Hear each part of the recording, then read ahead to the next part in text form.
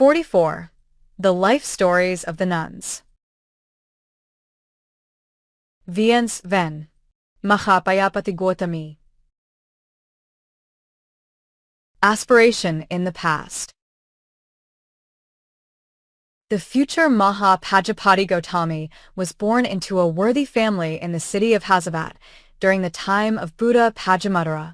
On one occasion, she was listening to a discourse by the Buddha when she happened to see a nun being named by the Buddha as the foremost among the female monastics who were awakened earliest. She aspired to the same distinction in a future existence.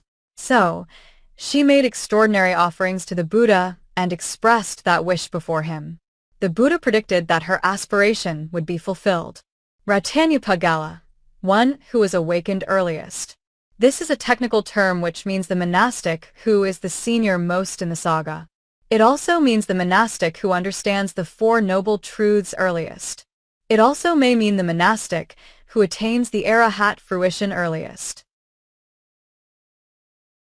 The head of water carriers. The future Mahā Pajāpatī Gotamī led a life of generosity and observed the moral precepts, and at the end of her life, she was reborn in the Deva realm. When she passed away from the Deva existence during the interval between the two Buddhas, she was reborn into the slave class in Braj as the head of water carriers. Then, when the rain's retreat period was drawing near, 5 Paksha who lived in Nandā cave descended at the deer park near Braj from the sky and went into the city to gather alms food. They stayed at the Isapatana deer park after the alms round and discussed among themselves about seeking help in making dwelling places for use during the rain's retreat. A monastic who vows to remain at a chosen place during the rain's retreat period is required by the Vinaya rules to live in a dwelling with some roof, maybe made of slate, or baked tile, or cement tile, or grass or leaves, and with a door. This rule has no exception even for those monastics who have vowed to observe such austere practices as the Nalaka or Manya practice. If a dwelling for the purpose is not offered to them ready-made, they have to seek assistance in getting one built. This dwelling is the place where they determine to live during the 3-month rain's retreat period, and is essential for making the determination. The 5 Paksha who had to fulfill the need for a dwelling for use during the rain's retreat, arranged their robes in the evening and entered the city of Braj to seek assistance. Their going into the city was noted by the chief of the water carriers. The Paksha stood at the door of the rich man of Braj, but when they told him about their need, the rich man said, "We were not prepared to help. May the reverend ones go elsewhere." The chief of the water carriers met the Paksha as they came out of the city at the gate, and putting down the water pot, she made obeisance.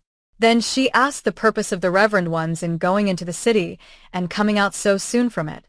The Paksha told her that they were seeking assistance to have a small dwelling built for use during the rain's retreat period. And also on further inquiry, she learned that the need was still unfulfilled. She asked them, "Is this dwelling to be the gift of only well-to-do supporters? Or is it proper for a slave like me to donate one?" "Anybody may do so, lay supporter," they replied. "Very well, venerable sirs, we shall donate the dwellings tomorrow. Meantime, may the venerables accept my offering of food tomorrow."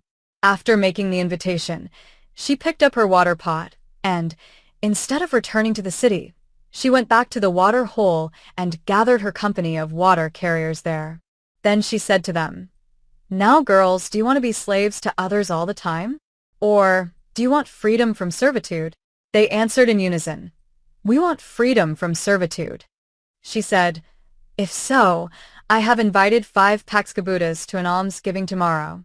They are in need of dwellings. Let your husbands give helping hands for 1 day tomorrow."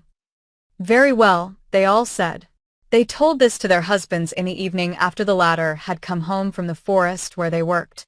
The men all agreed to help and made an appointment at the door of the chief of the male slaves. When they had assembled there, the head of the water carriers urged them to lend a hand in building dwellings for the 5 Paksha during the rain's retreat period, and thus extolling the great benefits of such a contribution.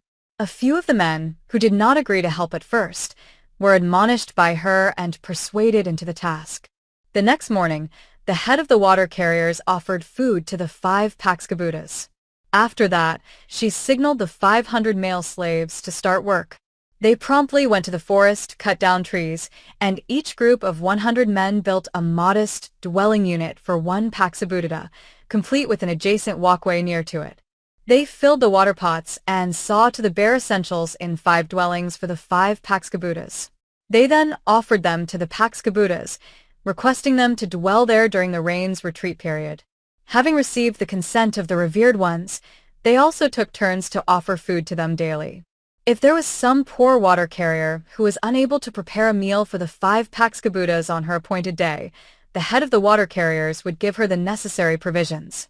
The 3 months of the rain's retreat, Vasa, thus passed. Near the end of the rain's retreat, the head of the water carriers asked the 500 slave girls each to weave a piece of rough cloth.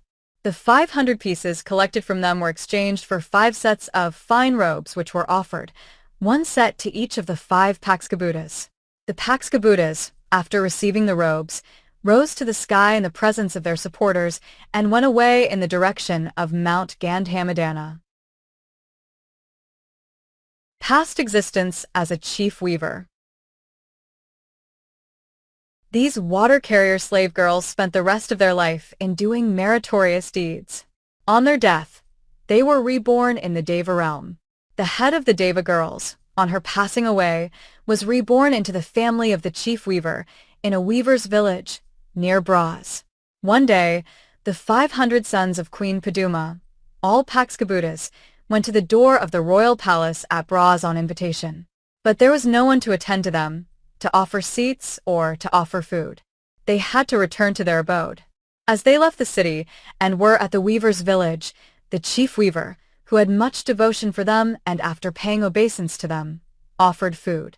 The Paksabhuddhas accepted her offering of food and, after finishing the meal, left for the Mount Dhammadinnā. The chief weaver spent the rest of her life in deeds of merit. After passing away from that existence, she was reborn in the Deva realm or the human realm in turns. Ascetic life in her final existence. On the eve of the appearance of Buddha Gautama, she was reborn into the Sakyan royal family as the younger daughter of King Mahā in Devadaha. She was named Gotamī and was the younger sister of Princess Mahā. Court astrologers, learned in the Vedas and adept at reading human forms, marks and palmistry, after scrutinizing the distinctive bodily features of the 2 sisters, predicted that the sons born of the 2 sisters would become universal monarchs. When the 2 sisters came of age, they were betrothed to King Suddhodana, and they were taken to Uppalavaṇṇā, where Princess Mahā was made the chief queen. Later, the Bodhisattva passed away from the Tisita realm and was conceived in the womb of Queen Mahā. 7 days after the queen had given birth to her son on the full moon of May, Visakha, in 563 BCE, she passed away and was reborn in Tisita realm with the name of Santasita. On the death of Queen Mahā, King Suddhodana made her younger sister, Gotamī, the chief queen. After Queen Mahā had given birth to Prince Siddhartha, 2 or 3 days later, Queen Mahā Pajāpatī Gotamī, the stepmother of Prince Siddhartha, gave birth to Prince Nanda. So, at the time Queen Mahā died, Prince Siddhartha was only 7 days old, while Prince Nanda was only 4 or 5 days old. Queen Mahā Pajāpatī Gotamī nursed her nephew, Prince Siddhartha, from her own breast, while leaving her own son, Prince Nanda, to be nurtured by nurses. She devoted her whole attention to the bringing up of her little nephew, the Bodhisattva. Later, the Bodhisattva renounced the world and attained supreme awakening. While he was on his mission to bring welfare to the world, the Buddha made his first visit to Uppalavaṇṇā. On the next day after his arrival, he went into the city to collect alms food. His father, King Suddhodana, had the opportunity to listen to the Buddha's discourse while he was still on his alms round, which resulted in him attaining stream entry knowledge. Then on the 2nd day, Prince Nanda was admitted into the Sangha. On the 7th day, the Buddha's son, Rahula, was admitted as a novice. The Buddha spent his 5th rain's retreat, Vasa, in Khemā monastery in the Great Wood near Vesali. During that time King Suddhodana became an arahat under the regal white umbrella at the court of Uppalavaṇṇā and passed away the same day. Then Queen Mahā Pajāpatī Gotamī renounced the world and became a nun. Later, the 500 queen consorts of the 500 Sakyan princes, who became monastics on the occasion of the expounding of the discourse about the Great Assembly, Mahā Samaya Sutta, DN 20, unanimously decided to become female monastics. They made Queen Mahā Pajāpatī Gotamī their spokeswoman to request the Buddha for admission into the Sangha. The first attempt by the queen, the Buddha's stepmother, failed. Then she and the 500 Sakyan princesses shaved their heads, donned dyed robes, and marched on foot from Uppalavaṇṇā to Vaisali. They sought Venerable Ananda's support in pleading for their admission. Finally, the Buddha admitted them into the Sangha as female monastics or nuns. Mahā Pajāpatī Gotamī was admitted by administering the 8 principal vows, Garadhamma. The 500 Sakyan princesses were admitted by an assembly of monastics only. Later, under normal procedure, a nun had to be admitted by an assembly of female monastics also. The details about this may be found in Chapter 32. The Buddha's stepmother, Venerable Mahā Pajāpatī Gotamī, became an arahat after hearing the discourse. In brief, Sakhitta Sutta and 8.53. The 500 female monastics later attained awakening at various levels after hearing the discourse giving Nandaka's advice, Nandakovada Sutta, MN 146. Foremost title achieved. On one occasion when the Buddha was residing at the Jetavana monastery and naming the foremost female monastics, he declared, Itad aga bhikkhav mama svikna bhikkhana, ratana yad ida Mahā Pajāpatī Gotamī. Monastics, among my female monastic disciples who are of long standing in the Sangha, Mahā Pajāpatī Gotamī is the foremost, Itad aga. Herein, the name Gotamī represents the Gotamī clan. Mahā Pajāpatī is the epithet which means mother of great offspring. This epithet was based on the prediction of physiognomists and palmists that, from the special features observed on her person, she was to be the mother of a universal monarch if she gave birth to a son, or the mother of the wife of a universal monarch if she gave birth to a daughter. The passing of Venerable Gotamī. When Venerable Gotamī was 120 years of age, she was residing at a nunnery which was in the city of Vaisali. The Buddha was then staying at the Great Wood Monastery near Vaisali. One morning, after collecting alms food in the city and finishing her meal, Venerable Gotamī entered into the attainment of the arahat fruition, arahata phala, for a predetermined period.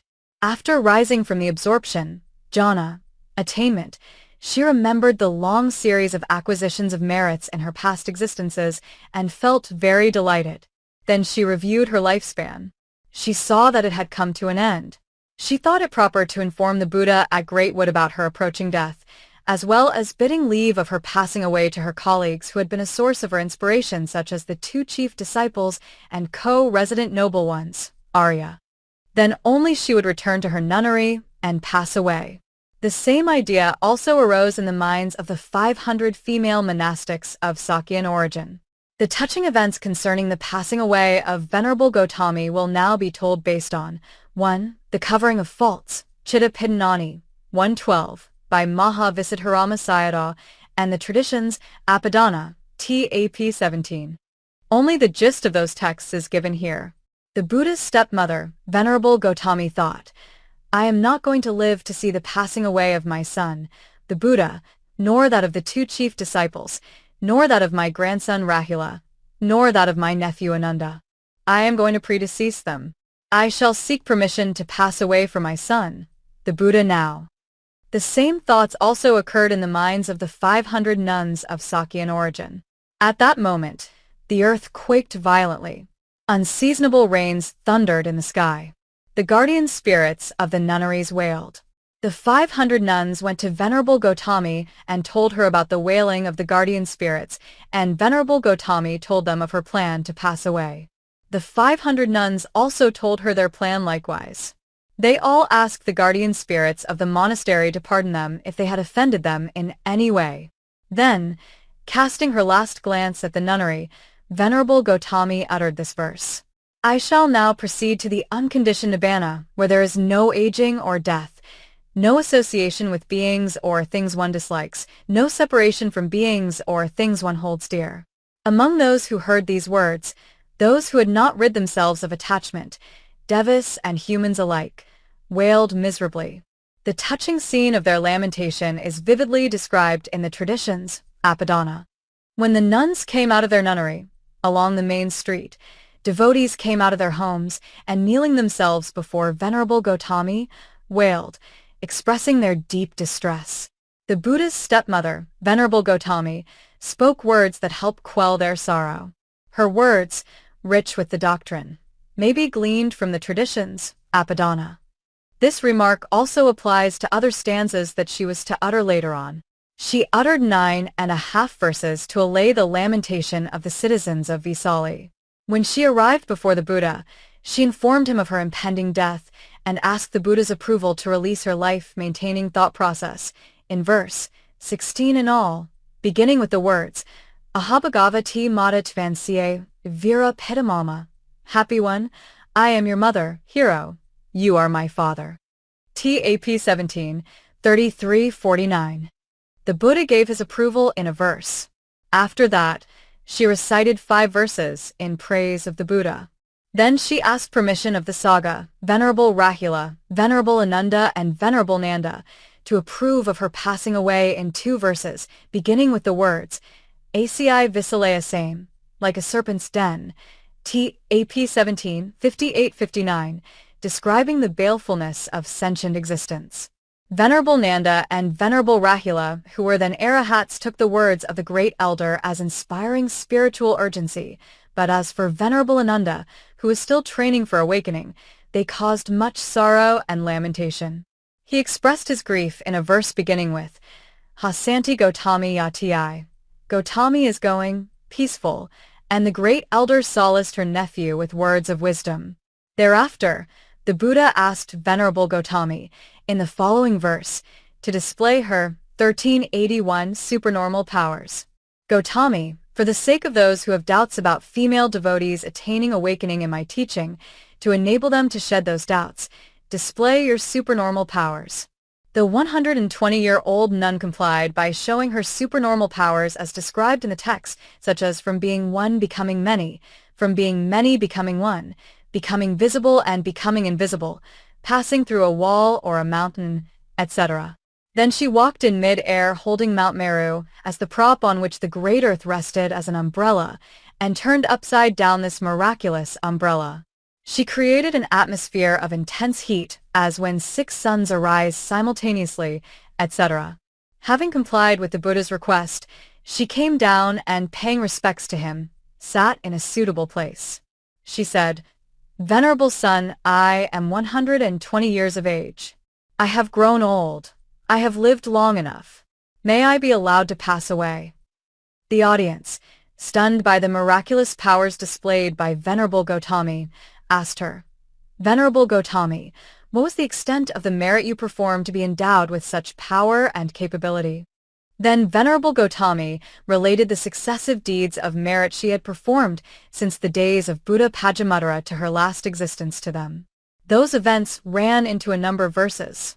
Then the 500 nuns rose up into the sky as a cluster of stars, captivating the eye of the audience, displayed their supernormal powers, and having obtained the Buddha's approval to end their miraculous feats, they made obeisance to him and sat in a suitable place.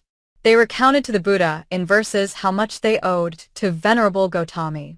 Then they asked the Buddha's permission to pass away. The Buddha said, Nuns, you know the time to pass away. Thus, having obtained the Buddha's approval, they made obeisance to him and returned to their nunnery.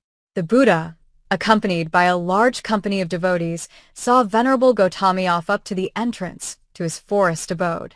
There, the great elder and her 500 nun disciples made their last obeisance to the Buddha together. Then the 500 nuns entered the city and sat cross-legged in their respective dwellings in the nunnery. At that time, many male and female lay disciples of the Buddha, seeing the time had come to see the noble ones, gathered around to pay their last respects, beating their chests in great sorrow. They threw themselves down on the ground like a tree uprooted. Venerable Gotamī caressed the head of the eldest of the female devotees and uttered this verse. Daughters, lamentation leads only to Mara's domain and is therefore in vain. All conditioned things are impermanent. They end up in separation. They cause endless agitation. Then she told them to go back to their homes. When alone, she entered into the first absorption jhana of the form realm and then, stage by stage, till the absorption of neither consciousness nor non-consciousness, and then back, stage by stage, to the first absorption of the form realm. Thus, back and forth, she dwelt in the 8 mundane absorption attainments. Then she dwelt in absorption attainment beginning from the first absorption up to the 4th absorption. Arising from that absorption, she realized the complete cessation of the aggregates, just as a lamp goes out when the oil and the wick become exhausted. The remaining 500 female monastic disciples also realized complete cessation. At that moment, the great earth quaked violently and meteors fell from the sky. The skies rumbled with thunder. The celestial beings wailed. Celestial flowers rained from the sky. Mount Meru tottered like a dancer swaying. The great ocean roared, as if deeply troubled. Nagas, Asuras, Devas and Brahmas expressed their spiritual urgency in such terms as, impermanent are all conditioned things, they have the nature of dissolution. Devas and Brahmas reported the death of Venerable Gotamī and the 500 nuns, 1382, to the Buddha. The Buddha sent Venerable Ananda to inform the matter to the monastics. Then, accompanied by many monastics, the Buddha joined the funeral procession which took this order. 1. Devas, humans, Nagas, Asuras and Brahmas marched at the head, followed by 2. The 500 golden hearses of the 500 nuns with multi-tiered roofs created by Deva Visakhama, wherein were placed the remains of the nuns on their cots, and these hearses were borne by Devas. 3. Then followed the hearse of Venerable Gotamī, the Buddha's stepmother, which was borne by the 4 great kings. 4. Then followed the Sangha and the Buddha. The whole route from the nunnery to the funeral ground was canopied, and all along the route were placed streams, pennants, while all the ground was strewn with flowers. Celestial lotus flowers came down, thick and fast, as though they were hanging loosely in the sky. All sorts of flowers and perfumes wafted in the air. All sorts of music, singing and dancing took place in honor of the departed noble arahats. During the progress of the funeral procession, both the sun and the moon were visible to the people. Stars were shining in the sky. Even at noon, the sun's radiance was cool like that of the moon. In fact, the occasion of Venerable Gotamī's funeral was surrounded by even more wonderful happenings than on the occasion of the funeral of the Buddha himself. On the occasion of the Buddha's funeral, the Buddha and Venerable Sariputta and certain other elders were not there to supervise the funeral proceedings, whereas on the occasion of the funeral of Venerable Gotamī, the Buddha and the elders, such as Venerable Sariputta, were there to supervise the proceedings. At the charnel ground, after the remains of Venerable Gotamī were incinerated, Venerable Ananda picked up the relics and uttered this verse, TAP 1779. Gone now is Gotamī. Her remains have been burned up. And soon the passing away of the Buddha, a most anxiously awaited event, will take place. Venerable Ananda collected the relics in the alms bowl used by Venerable Gotamī and presented them to the Buddha. Thereupon, the Buddha held up the relics of his stepmother for the audience to view and spoke to the assembly of humans, Devas and Brahmas thus, TAP 1782. Just as a big tree full of hard core, standing firmly, has a great trunk and that great trunk, being of impermanent nature, falls down, so also Gotamī, who had been like a big tree trunk to the female Sangha, is calm now, and has entered Nibbana. The Buddha uttered altogether 10 verses for the benefit of the audience on that memorable occasion. These 10 verses with text and word-for-word meanings may be gleaned by the reader in the covering of faults, Chitta Pidanani.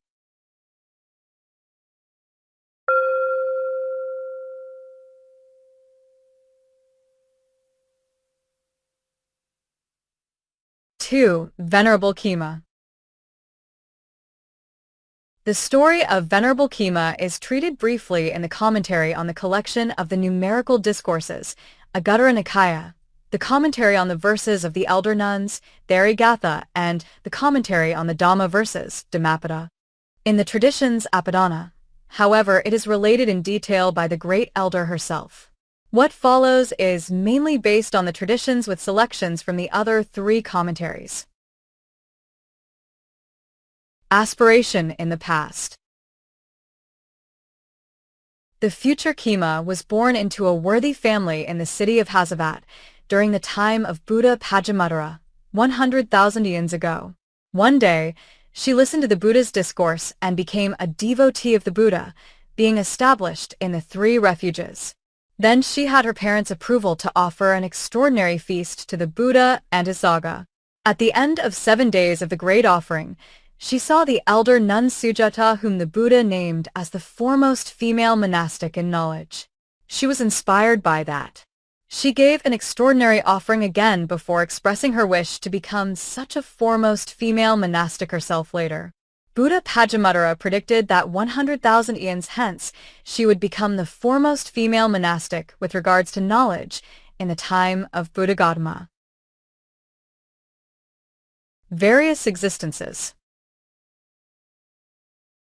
The future elder nun Khemā, on passing away from that existence, was reborn in 5 Deva realms, Dvatisa, Yama, Tusita, Nimanarati, and Paranamitivasavati successively, as Queen of the Devas.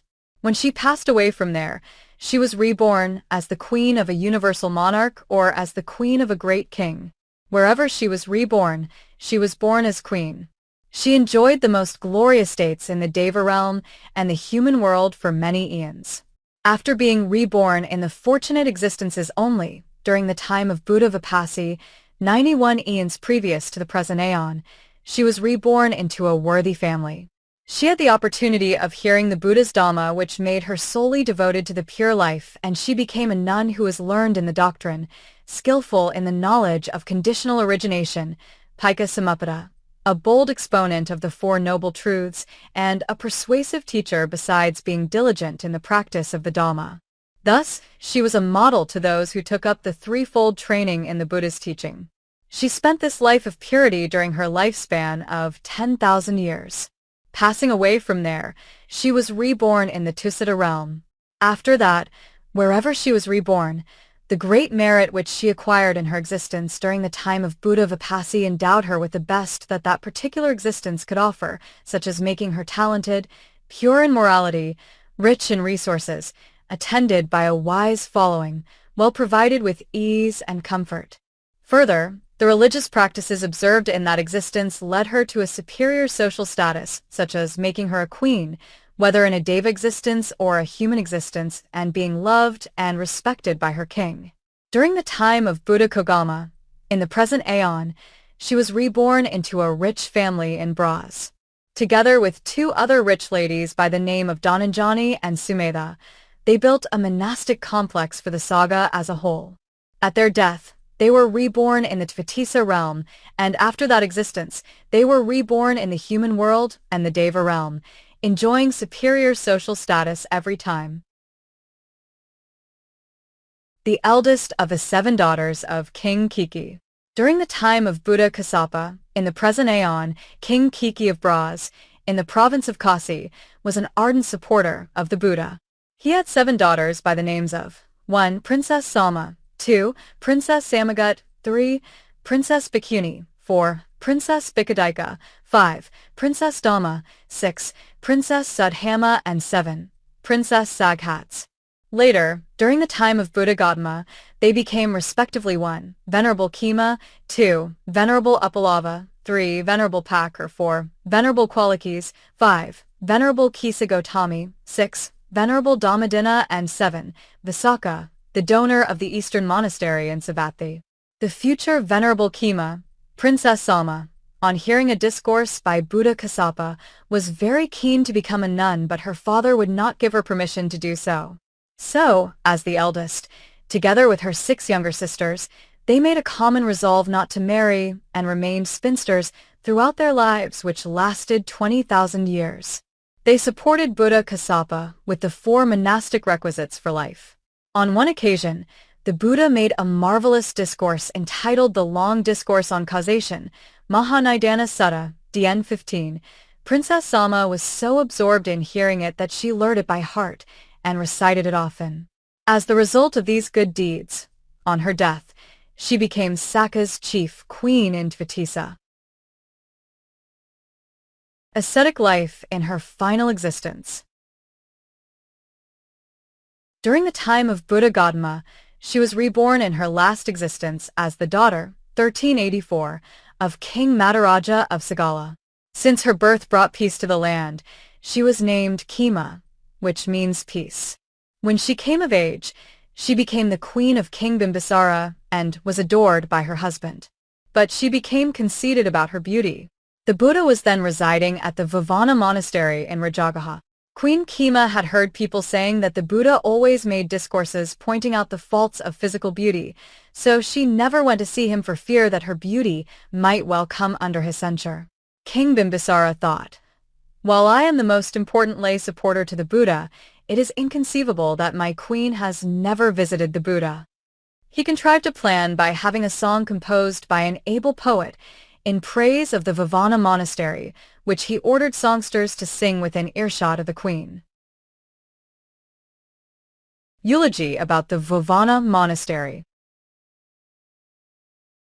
1. Anyone who is not fortunate enough to see the Vavana monastery, the bamboo grove residence of the Buddha, we consider them as one who has never seen the Nandā park of the celestial realm. 2. He or she who has seen the Vavana grove, which is so much cherished by King Bimbisara of Rajagaha, the people's favorite ruler, the cynosure of the whole world, has truly seen the Nandā park, the favorite resort of Sakka, the lord of the Devas. 3. Many of the Tvitisa Devas, having abandoned the Nandā park and descended to Jambudvipa and cast their eyes on the Vavana grove, are astonished and all their cares are forgotten. They are never satisfied with seeing it. 4. That Vavana grove has appeared due to the king's past merit and is adorned by the Buddha's majesty. What poet could adequately describe its endless merits? When Queen Khemā heard that song, although she had been to the Vavana grove on a pleasure visit with the king, her interest in the grove was aroused afresh. She was very keen to visit it again. She asked the king's permission to go there and went there with a big retinue.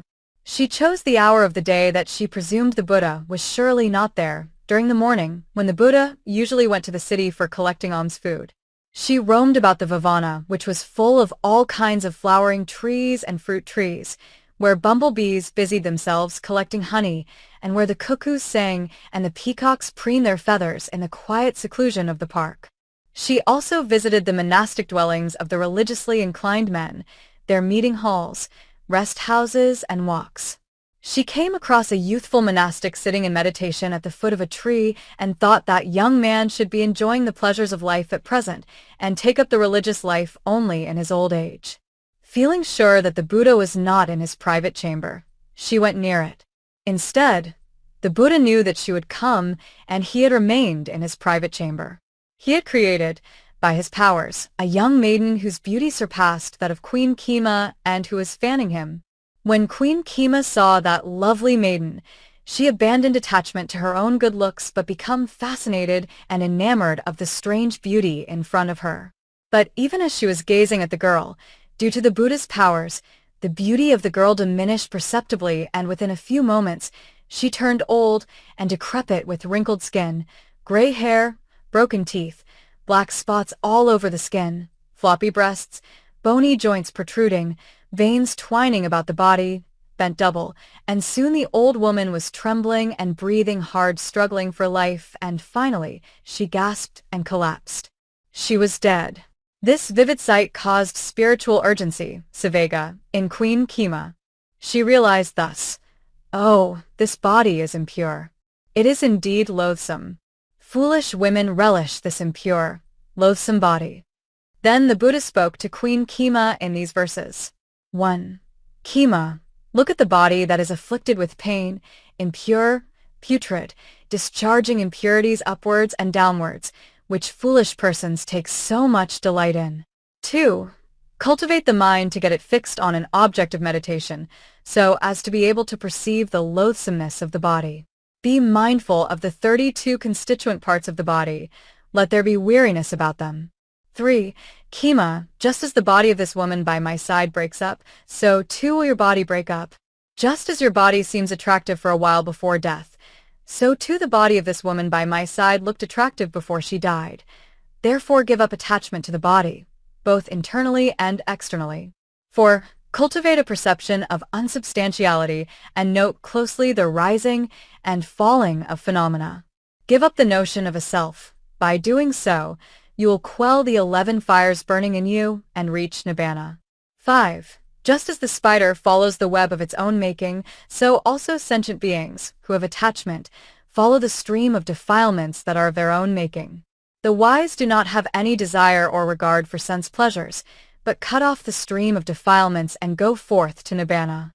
The Buddha knew that after listening to the discourse, the mind of Queen Khemā was delighted and receptive, so he continued with another discourse entitled The Long Discourse on Causation, Mahā Sutta, DN 15, which was the very discourse Queen Khemā had heard and learnt by heart from Buddha Kassapa in her previous existence as Princess Soṇā. Queen Khemā remembered this discourse, and she attained stream entry knowledge immediately.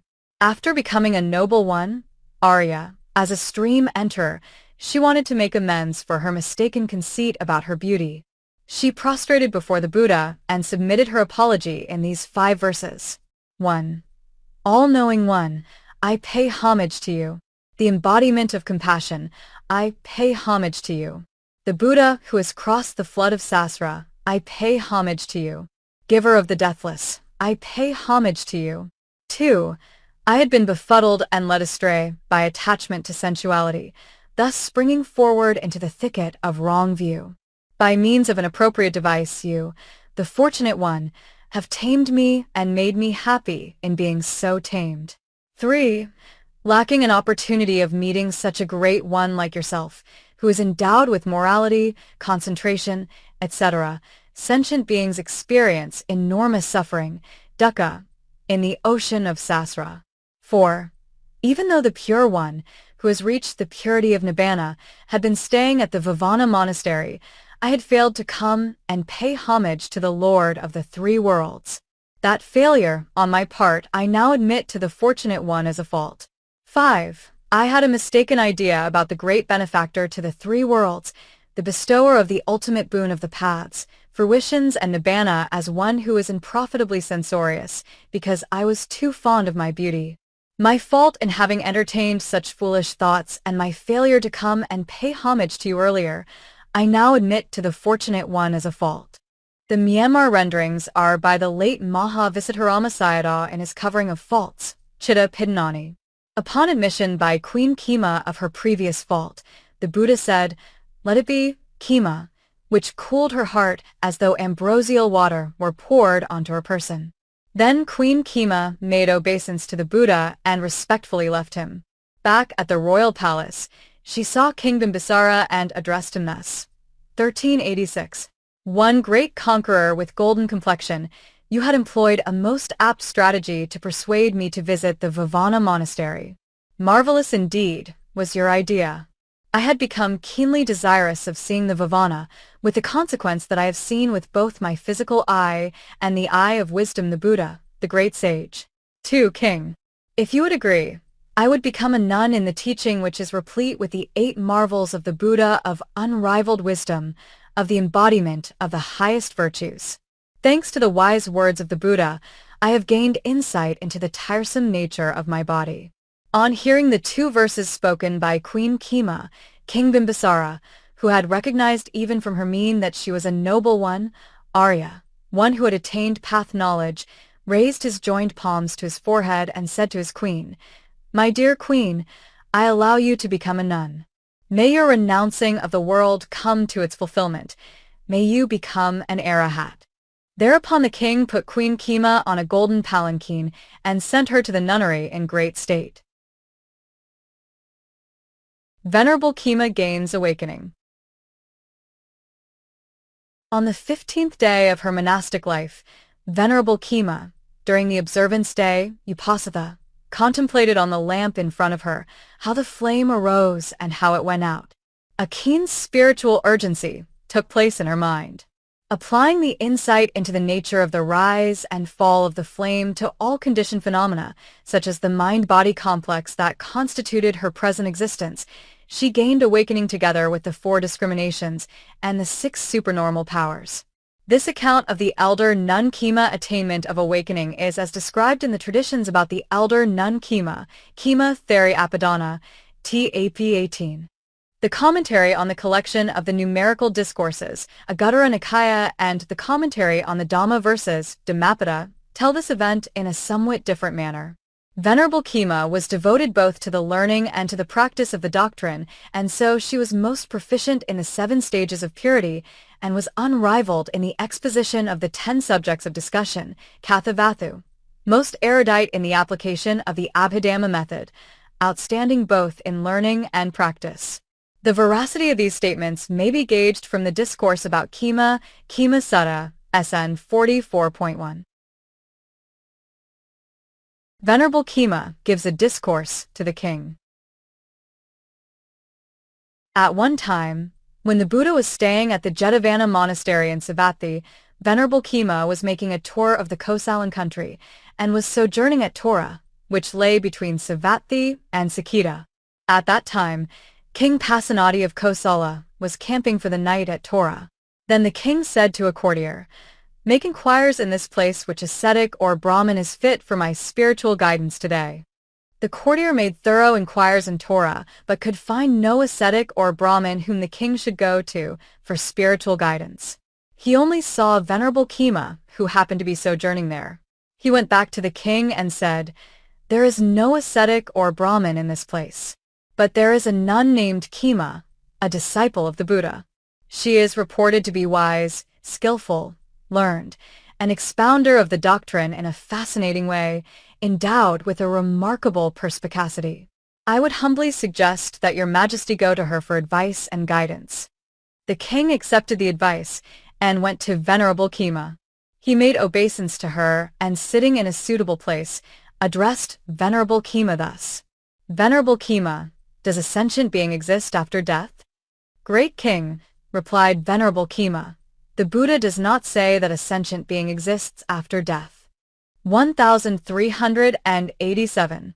If so, Venerable Khemā, does a sentient being not exist after death? "Great king, the Buddha does not say that a sentient being does not exist after death." Venerable Khemā, does a sentient being both exist as well as does not exist after death?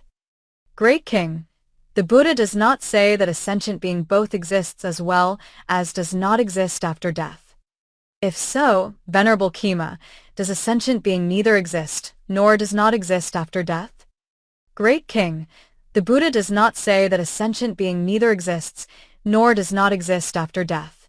The king was at his wit's end. He further put questions which were replied to as follows. "Venerable Khemā, when I asked, 'Does a sentient being exist after death?' you replied, 'Great king, the Buddha does not say that a sentient being exists after death.' When I asked, 'If so, Venerable Khemā, does a sentient being not exist after death?' you replied, 'Great king, the Buddha does not say that a sentient being does not exist after death.'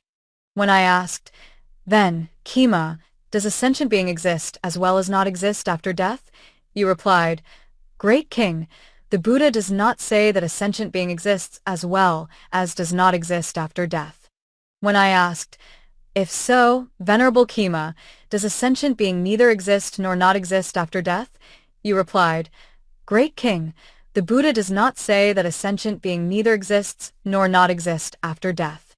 Now, Venerable Khemā, why does the Buddha not say anything regarding these 4 questions? What is the reason for the Buddha's refusal to answer these 4 questions? Venerable Khemā then said, "Great king, in that case, let me put a question to you. You may answer it as you wish. What do you think of what I am going to say now? Do you have within your dominion any man who can practically count things, or an arithmetician who can say, 'There are such and such number of grains of sand in the river Ganges'? Or who can say, 'There are so many hundreds, so many thousands, so many 100,000s of grains of sand in the river Ganges'? No, Venerable Khemā, there is none. Great king, Do you have any man who can practically count things or an arithmetician who can say, there are so many vessels or bowls of water in the great ocean? Or who can say, there are so many hundred, so many thousands, so many 100,000s of bowls of water in the great ocean? No, ven. Khemā. This is because the great ocean is too deep, beyond measure, incomprehensible. Even so, great king, the Buddha has given up corporeality, which may be referred to as a sentient being. He has eradicated it completely. He has made it like an uprooted palm tree, has rendered it incapable of coming into being again, and has made it impossible to arise in the future. The Buddha, who is liberated from being called an aggregate of corporeality or the phenomenon of materiality, is endowed with attributes and dispositions or intentions which are as great as the great ocean, beyond measure, incomprehensible. As for the Buddha, the statement, a sentient being exists after death, is an irrelevant statement. The statement, a sentient being does not exist after death, is equally irrelevant. The statement, a sentient being exists as well as does not exist after death, is equally irrelevant. The statement, a sentient being neither exists nor does not exist after death, is equally irrelevant. It is not proper for the Buddha to say that a sentient being exists after death, or a sentient being does not exist after death, or that a sentient being exists as well as does not exist after death, or that a sentient being neither exists nor, 1388, does not exist after death. This is a very profound matter. The Buddha has given up sensation, perception, volitions, consciousness, which may be referred to as a sentient being, has eradicated it completely, has made it like a palm tree stump, has rendered it incapable of coming into being again, and has made it impossible to arise in the future. The Buddha, who is liberated from being called the aggregate of consciousness, or the phenomenon of consciousness, is endowed with attributes and dispositions or intentions which are as great as the great ocean, beyond measure, incomprehensible. As for the Buddha, the statement, a sentient being exists after death, is an irrelevant statement. The statement, a sentient being does not exist after death, is equally irrelevant. The statement, a sentient being exists as well as does not exist after death, is equally irrelevant. The statement, a sentient being neither exists nor does not exist after death, is equally irrelevant. That was the discussion that took place between the Kosalan king and Venerable Khemā for the second round.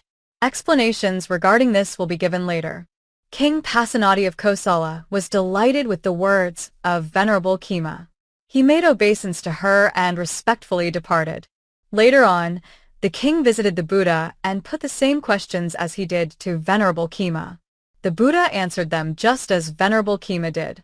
When the king found that the Buddha's answers and those of Venerable Khemā were exactly the same, down to the letter, he was greatly astonished and exclaimed, "Marvelous it is, Venerable Sir! Astounding it is!" The Buddha's exposition is exactly the same as that of his disciple, both in meaning and in words. They are in full agreement without any discrepancy. "Venerable Sir, I had once put these questions to Venerable Khemā, and she had answered me in exactly the same way, both in essence and in words. Marvelous it is, Venerable Sir! Astounding it is!" The Buddha's exposition is exactly the same with that of his disciple, both in meaning and in words. They are in full agreement without any discrepancy. Then he begged leave of the Buddha. He was greatly delighted with the Buddha's answers. He rose, made obeisance to the Buddha, and respectfully departed. Explanation of the discourse. Why did the Buddha not give any reply to the questions which are so framed, that a sentient being exists after death, that a sentient being does not exist after death, that a sentient being exists as well as does not exist after death, that a sentient being neither exists nor does not exist after death? 1. There is, in truth and reality, nothing in the sentient world other than the five aggregates. There is nothing in the ultimate sense a sentient being. Therefore, whether a sentient being exists or does not is not for the Buddha to say. See the first discourse concerning Sariputta and Kohita, Pahama Sariputta Kohika Sutta, SN 44.3. 2. Only to one who does not understand the nature of the five aggregates according to the Four Noble Truths does there arise the problem of a sentient being and its existence or non-existence. in the said 4 questions, which occur to him due to wrong view. To one who understands the 4 noble truths, there is no wrong view that gives rise to these 4 questions. Since the Buddha has the most complete understanding of the 4 noble truths, there do not arise in him these 4 questions. That is why he does not say anything about them. See the second discourse concerning Sariputta and Kohita, Dittiya Sariputta Kohika Sutta, SN 44.4.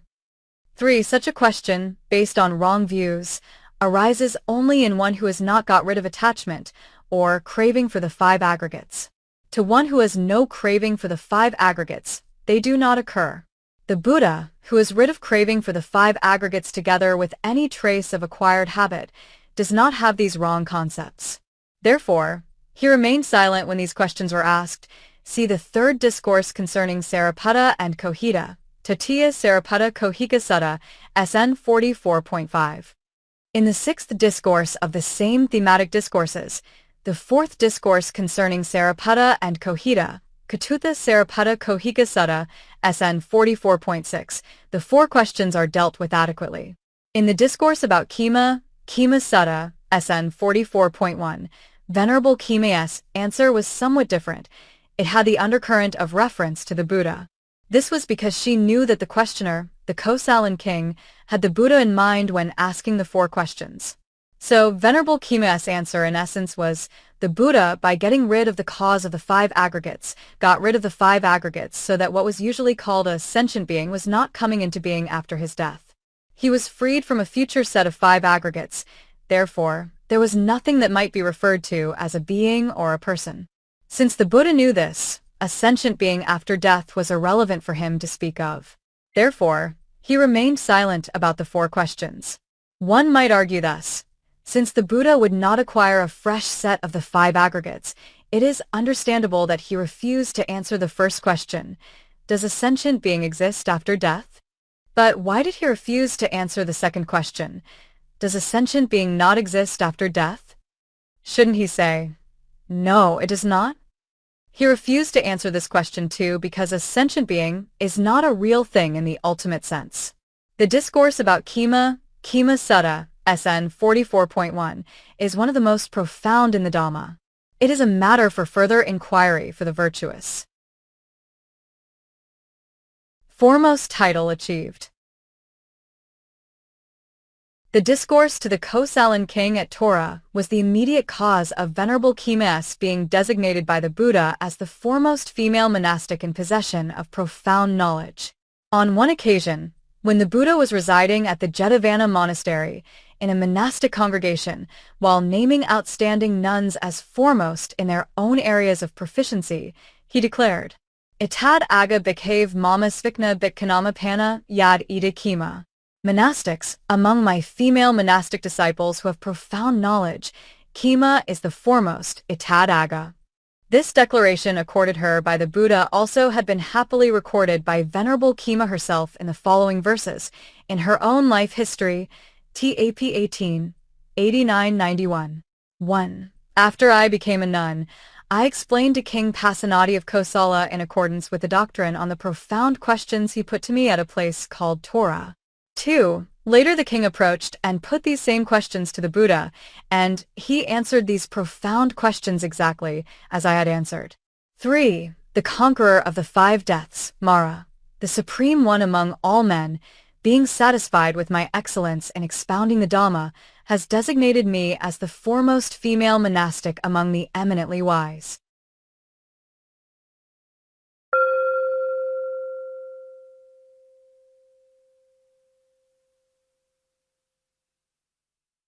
Monte ven, UPPLVA. Aspiration in the past.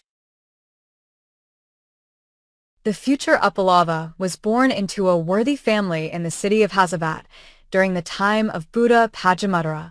On one occasion, she listened to a discourse by the Buddha in the midst of a big audience, where she saw the Buddha name a nun as the foremost among those endowed with supernormal powers. She aspired to become such a great nun in the future. She made an extraordinary offering to the Buddha and his Sangha for 7 days. At the end of 7 days, She placed 7 bunches of lotus flowers at the feet of the Buddha as her tribute and expressed her aspiration to be the foremost female monastic among those endowed with supernormal powers. Buddha Pajāpatī predicted that her aspiration would be fulfilled. Various existences.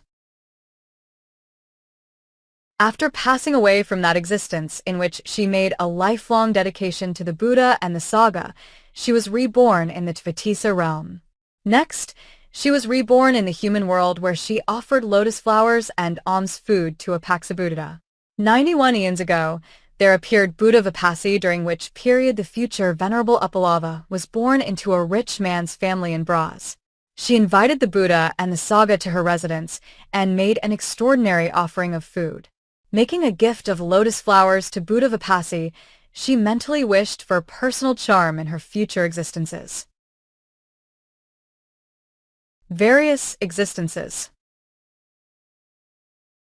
After passing away from that existence, and as a result of her meritorious deeds, the rich man's daughter was reborn as a deva, and subsequently in the deva or human existence. During the time of Buddha Kāpilānī, in the present aeon, she was the second of the 7 daughters of King Kiki of Bras and was named Princess Samagut. In that existence she, like her eldest sister, the future Venerable Khemā, remained a spinster for life, which lasted 20,000 years. They donated a monastic complex to the Sangha. At her death, she was reborn in the Deva realm again. After passing away from the Deva realm, she was reborn into a worthy family in the human world. During that existence, she donated a gold-colored piece of cloth to an arahat, who was a disciple of Buddha Kāpilānī. She passed away from that existence to be reborn as Umadanti, the exquisitely beautiful daughter of a rich Brahmin named Tiryavaka in Arihapura, in the province of Sivi. For details, refer to the birth story about the wealthy man's daughter Umadanti, Umadanti Jataka, Jah 5:27. Her next existence was as the daughter of a farmer in a small village. Early one morning, as she went to the farmhouse, she found in a pond, on her way, a freshly blooming lotus flower. She went into the pond and plucked it. In the farmhouse she gathered some ears of rice and roasted them into popcorn. She put the popcorn in a lotus leaf, which was gathered from the pond. At that moment, Uppalavaṇṇā, after rising from the attainment of cessation in his dwelling, came by way of the air and stood not far away from the farmer's daughter. She saw him and went to the farmhouse to get the popcorn and the lotus flowers, and she then put the popcorn into the Uppalavaṇṇā's alms bowl, covered it with a lotus flower, and offered it to him. After the Uppalavaṇṇā had gone on a while, she thought, Uppalavaṇṇā has no use for flower, perhaps I should get it back and wear it. Hence, she followed after the Uppalavaṇṇā and then asked for the lotus flower back. But then she pondered, well, if the Uppalavaṇṇā did not want my gift of the flower, he would have refused to accept it at the beginning. Now that he allowed me to put it on his alms bowl, he must have liked it as a gift. So thinking, she placed the flower back into the alms bowl. For this wavering act, her future existences, as we shall see, were marked by mixed fortunes. Having thus returned the gift of the lotus flower, and admitting her fault for taking it back earlier, she expressed her wish. Venerable Sir, for offering this popcorn may I be blessed with 500 sons in my future existence. This is equal to the number of popcorn flowers that make up my gift. Furthermore, for my gift of the lotus flower, may lotus flowers rise up from the earth to receive every step I make in my future existences. According to the life history of Uppalavaṇṇā, while the farmer's daughter was making her offerings to the Uppalavaṇṇā, 500 farm workers, who were watching the field, offered some honey to the Uppalavaṇṇā and made their wish that in a future existence they be reborn as the sons of the young lady. The Uppalavaṇṇā then rose into the sky even while the girl was watching him and returned to Mount Dhammadinnā, where he placed the lotus flowers at the entrance to Nandamula cave for use by all Uppalavaṇṇās as a doormat at the foot of the flight of steps. Soṇā Bahuputtikā. As the result of that good deed, when future Venerable Uppalavaṇṇā passed away from that existence, she was reborn in an instantaneous, full-grown birth as a deva. There, in her own existence, a lotus flower arose from the earth at her foot at every step she made. When she passed away from that deva existence, she was reborn in the human world from a lotus flower in a big lake of lotus flowers at the foot of a mountain. A recluse living nearby, early one morning, went to the lake to wash his face and saw a lotus flower in bud which was already bigger than the other buds. While the other buds had opened up their petals into full bloom, this bud remained closed. He thought it strange, and so he went into the lake and plucked it. While in his hand, the big bud opened its petals, and inside he saw a female child lying. He felt a strong sense of paternal love for the child. He took her to the hermitage along with the lotus flower and put her on a small cot. Thanks to the past merits of the baby girl, milk oozed out from the big thumb of the recluse with which he nursed her. When the first lotus flower that she lay on became withered, a new lotus flower was placed underneath her. When the young girl could walk and romp about, lotus flowers appeared from the earth under her feet wherever she went. She had a saffron-colored complexion. Her personal charm was superhuman and would nearly equal that of a Devakana. Since she was born from the lotus, her foster father, the good recluse, named her Pajāpatī, endowed with lotuses. Whenever the recluse went out in search of fruit, she was left alone at the hermitage. When Pajāpatī came of age, one day, when the recluse was out gathering fruit, a hunter who happened to come to the hermitage saw her and thought, "There is no human being on earth as beautiful as this girl. I must find out what she is." And so he waited for the return of the recluse. When the recluse was seen returning, the girl went out to meet him, took the yoke laden with fruits and the water pot from him, had her foster father seated, and attended on him lovingly. The hunter was now sure that the girl was, in fact, a human being, and after paying homage to the recluse, he sat nearby. The recluse gave him fruits and water and then asked him, "Are you going to stay in the forest, or are you going back to your home?" The hunter said, "I have no business in the future, sir. I am going back to my home." Could you keep the experience of your meeting with the girl to yourself without letting anyone know about it? If you would rather not let others know about this, sir, why should I tell others? But he said this merely to please his kind host. On his way home, after paying respects to the recluse, he carefully marked the trees and arranged some branches along the way from the hermitage so that he could easily recognize the path back. Back at the city, he went to see the king, who asked the purpose of his visit. He said, "Great king, I am your humble servant, a hunter. I come to report to you the presence of a most remarkable woman in the forest at the foot of the mountain, who would surely be an asset for your majesty." He explained the circumstance of his discovery to the king. The 1392 king was deeply interested. He marched to the foot of the mountain without losing time. Having encamped at a place not far away from the hermitage, he waited till the recluse had finished his meal and went to see the recluse, accompanied by a few courtiers. The recluse was then sitting in his hermitage, where the king greeted him, exchanged courteous words, and sat in a suitable place. The king made offering to the recluse of articles used by recluses. And then he said, "Venerable sir, what is the use of living here? Let us go to the city." "I am not going, great king," said the recluse. "You may go." To which the king said, "Very well, venerable sir, but I am given to understand that there is a woman in your company. It is not proper for a woman to be living in the company of a recluse. I would request that the woman be allowed to go with me." To this direct request made by the king, the recluse replied, "It is not easy for one to please many people. How could my daughter fit in with the court life with its many queens and ladies in waiting?" The king allayed the fear of the recluse, saying, "Venerable sir, if I am allowed to marry her and have given my love to her, I will make her my chief queen." Thereupon the recluse called his daughter, as he usually addressed her since childhood, "Pajāpatī, my little girl." Young Pajāpatī promptly responded. She came out of the hermitage and, saluting her father, stood before him, who said, "Dear girl, you have come of age. From the moment the king has cast his eyes on you, you should not stay here any longer. Go along with the king, my girl."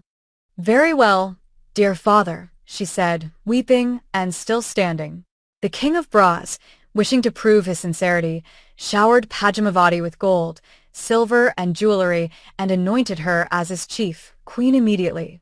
At the court of Bras, the king's heart was captivated by the chief queen so much, so that since her arrival, all the other queens and ladies in waiting were totally neglected by the king. The womenfolk felt bitter about this, and they tried to undermine the king's affection for the chief queen, saying, "Great king, Pajāpatī is not a human being. Where on earth have you ever seen a human being whose every step is received by a lotus flower arising from the earth? She is a demon for sure. She is dangerous. She ought to be banished forthwith." But the king did not say anything. At another time, when the king was called away by duty to suppress a rising in a remote part of the kingdom, he had to leave behind Pajāpatī at the palace, knowing that she was pregnant. The womenfolk at court seized this opportunity to strike. They bribed Pajāpatī's attendant into a wicked plot. She was instructed to remove the infant when the chief queen gave birth to her child and replace it with a piece of wood smeared with blood. When Pajāpatī delivered the child, Prince Mahā was the real offspring whom she gave birth to, as he was the only child conceived in her womb. The other sons, 499 of them, arose from the drops of her blood splattered about at childbirth. The attendant duly carried out the instruction and informed the news of the chief queen's delivery to the other queens. The 500 womenfolk at the court stole one child each, while their mother was still resting after her labor. Then they ordered 500 wooden caskets, made by turners, to put each child in one. They placed them inside the caskets and put seals on each. When Queen Pajāpatī woke up and asked her assistant about her child, the latter frowned and retorted, "When did you ever give birth to a child? This is what you have delivered," and produced the piece of wood smeared with blood. The queen was very unhappy and asked her to put it away quickly. The woman quickly complied, as if eager to safeguard the queen's honor by splitting up the piece of wood and throwing it into the fireplace in the kitchen. The king returned from his expedition and was camping outside the city waiting for an auspicious time, according to the astrological calculations. The womenfolk went to greet the king there and pressed their case for banishing Queen Pajāpatī. "Great king, you did not believe our word about the chief queen. But now ask the assistant of Queen Pajāpatī, who has given birth to a block of wood." The king, without investigating the matter, believed that Pajāpatī was a demon and ordered her banishment. As she was banished from the palace, no lotus flowers appeared underneath her feet. Her good looks left her. She roamed about in the road, feeling forlorn. When an old woman saw her, she had an instinctive affection for her and said, "Where are you going, my daughter?" Pajāpatī replied, "Mother, I am looking for some place for shelter." The old woman said, "In that case, my daughter, come with me to my house," and taking her home, fed her and put her up there. When Pajāpatī was staying at the old woman's house, the womenfolk at the court said to the king in one voice, "Great king, when you were on your military expedition, we invoked the guardian spirit of the river Ganges for your success and promised to make him offerings on your victorious return. So let the king and all of us go to the river Ganges and make offerings to the river spirit and have fun bathing in the river." The king gladly consented, and they all went to the river. The 500 women of the court secretly carried the caskets with babies in them and went into the water with their garments on, underneath which were the hidden caskets. Once in the river, they released the caskets which floated downstream in the river. The 500 caskets grouped together in the current, floated down together, and were caught in a fisherman's net downstream. After the king had finished bathing in the river, the fishermen also raised their net from the water and, to their great surprise, found the 500 caskets, which they presented to the king. The king asked them, "What do the caskets contain?" And they answered, "We do not know what is inside them, great king. We only believed it to be something strange." When the 500 caskets were opened under the king's orders, the first one to be opened happened to contain Prince Mahā. The past merit of the 500 princelings was such that from the day of their confinement in the caskets, milk flowed from their thumbs to nourish them. Sakulā also cleared the doubts in the king's mind by inscribing inside the caskets the message, "These babies are born of Queen Pajāpatī and are the sons of the king of Bras." They have been put inside the caskets by the 500 queens and their accomplices who bore a grudge against the chief queen, and have them thrown into the river. Let the king of Bras know these facts." The king, being thus enlightened, took up Prince Mahā and ordered, "Men, harness the chariots and dress up the horses quickly. I shall now go into the city and show my love to some womenfolk."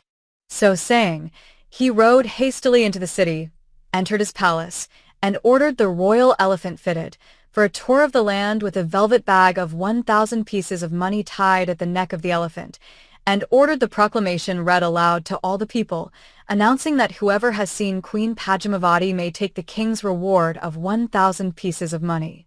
Pajāpatī, on hearing the proclamation, said to the old women, "Mother, take that 1,000 from the neck of the royal elephant."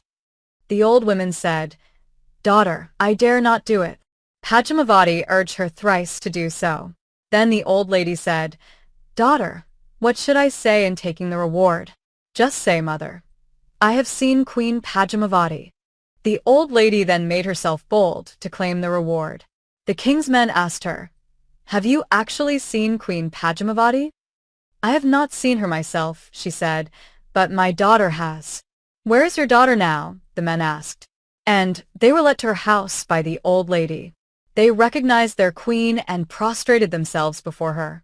The old lady, 1394, seeing only now the real identity of the young woman, affectionately chided her. This noble lady has been so reckless. Notwithstanding her eminent position as the chief queen, she had chosen to live unattended in such a lowly place. The king's men then made an enclosure of white cloth around the humble house which Pajāpatī was staying, posted guards around it, and reported their discovery to the king. The king sent a golden palanquin to her.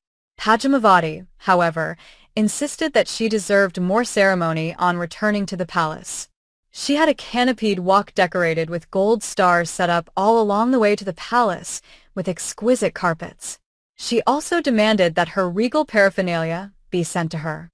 "I am walking there," she said, "let my greatness be seen by all the citizens." The king ordered that every wish of the chief queen must be complied with. Then Queen Pajāpatī, outfitted with full regalia, announced, "I am now going to the palace." Thereupon every step she made, a lotus flower arose from the earth through the exquisite carpets, thus letting all the people witness her greatness as she entered the palace.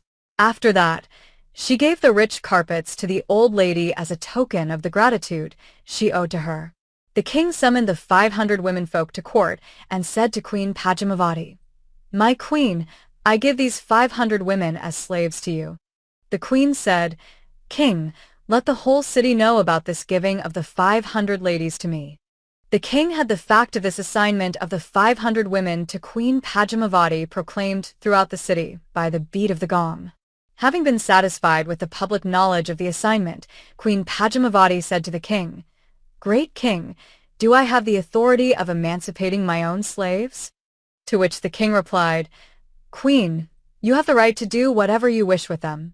"In that case, king," she said, "let those men, who had made the proclamation of the assignment, make another round of proclamation to the effect that all the 500 slaves assigned to Queen Pajāpatī are hereby granted their freedom by the queen."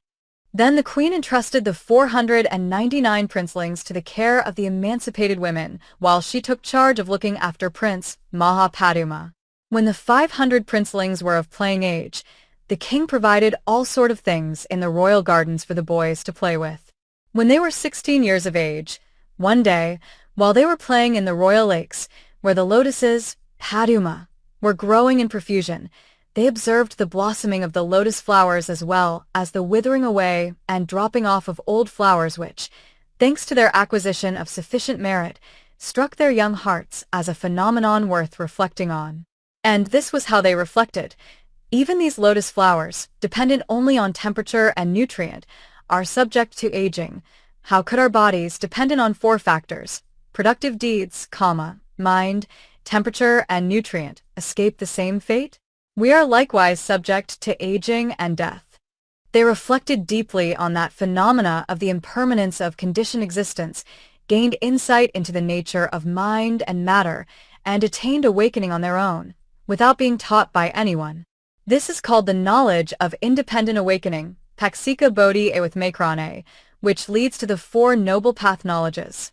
In other words, they became Pakska Buddhas. Then, rising from their respective seats, they each sat cross-legged on a lotus flower by means of their supernormal powers. Late in the evening, the attendants of the princelings reminded them, "Lords, it is time to go home." The 500 Pakska Buddhas did not say anything. So the attendants went to the palace and reported the matter to the king about how the princes remained silent, all of them sitting on the lotus flowers. The king merely said, "Let my sons remain as they wish." The 500 Pakska Buddhas were placed under guard during the whole night as they remained sitting on the flowers. At dawn, the attendants went near them and said to them, "Princes, it is time to go home." Then the princes, who were Pakska Buddhas, said, "We are no more princes. We are Pakska Buddhas." The men were skeptical and said, "You say that in an irresponsible way. Pakska Buddhas are not like you. They have only 2 finger breadths of hair and mustache or beard. They have recluses' paraphernalia on them. But you have your princely garb on, with long hair and mustaches, and with regal paraphernalia on you. How could you say you are Pakska Buddhas?" Thereupon the princes passed their hands on their heads, and lo! Their appearance turned into Pakska Buddhas, and they were fully equipped with the 8 requisites of a Paksa Buddha. And while the people were looking at them, they rose into the air and went in the direction of Mount Gandhamadana. Queen Padmavati, after enjoying deep satisfaction on regaining her 500 sons, was now shocked by the sudden loss of them again, and she did not survive the shock. Existence as a farm hand. After passing away from that existence, she was reborn as a woman into a family of laborers in a village near a city gate in Rajagaha. She married and went to live with her husband's family. One day, while she was carrying some gruel for her husband, who was working in the field, she saw 8 of the 500 Pakska Buddhas traveling through the air. She went quickly to her husband and said, "Lord, look at those Pakska Buddhas. Let us invite them to an offering of alms food." But the husband, who was a simpleton, did not know what a Paksa Buddha was.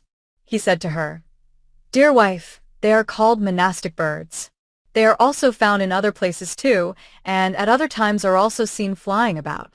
They are not Pakska Buddhas, they are just strange birds." As the couple were still discussing this, the 8 Pakska Buddhas descended to the ground not far away from them. The wife offered her share of meal for the day to the 8 Pakska Buddhas and invited them for the next day's offerings. The Pakska Buddhas said, "Very well, supporter, let your offerings be for 8 recipients only, and let your accommodation be for 8 invitees only. When you see many other Pakska Buddhas besides ourselves, your devotion will grow even greater." Then the woman who in her previous existence had been the mother of the Pakska Buddhas prepared 8 seats and offerings for 8 Pakska Buddhas.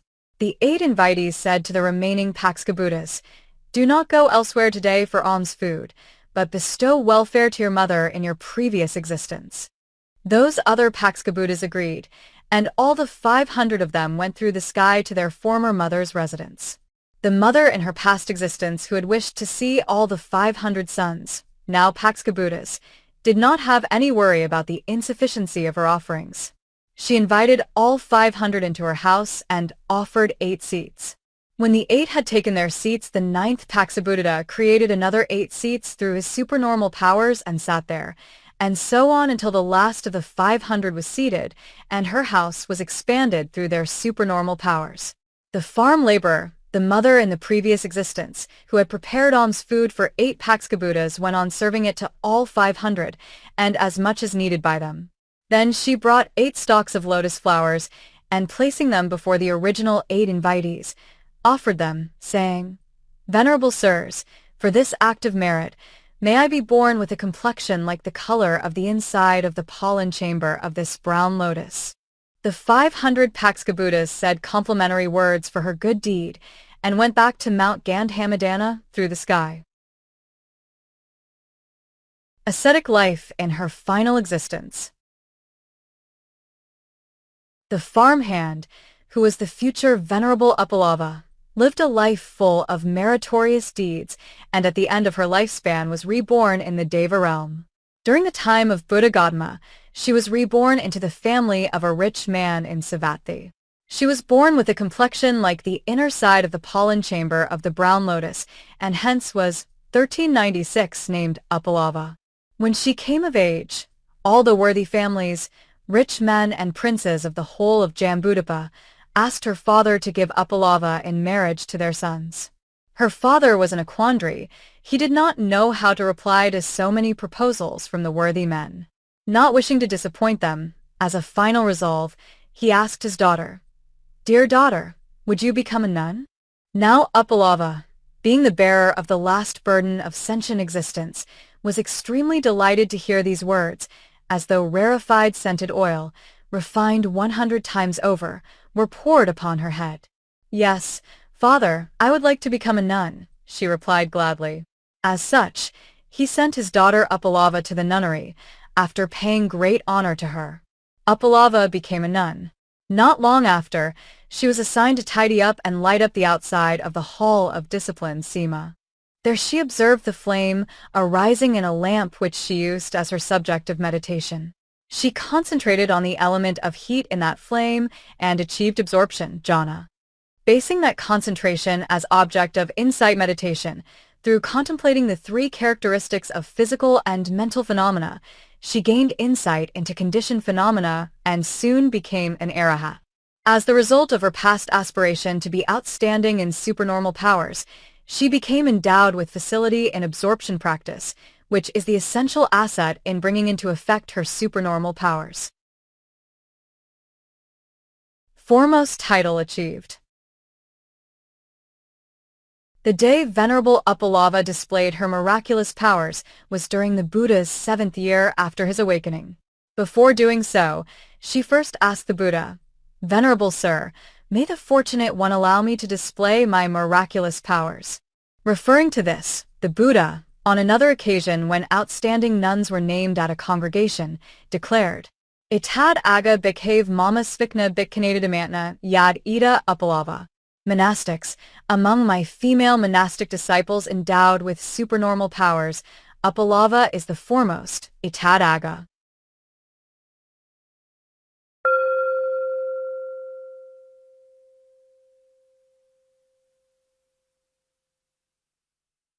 Četvrtais Paṭācārā. Aspiration in the past. The future packer was reborn into a rich man's family in the city of Hasavat during the time of Buddha Pajāpatī.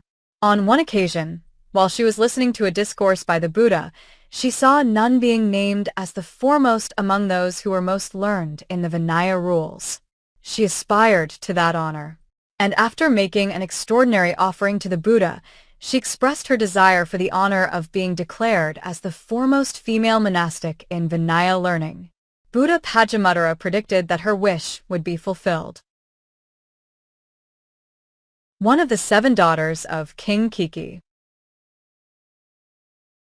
After filling her whole life with meritorious deeds, the future Venerable Packer passed away and was reborn in the Deva realm and subsequently the human world, or the Deva realm in turn.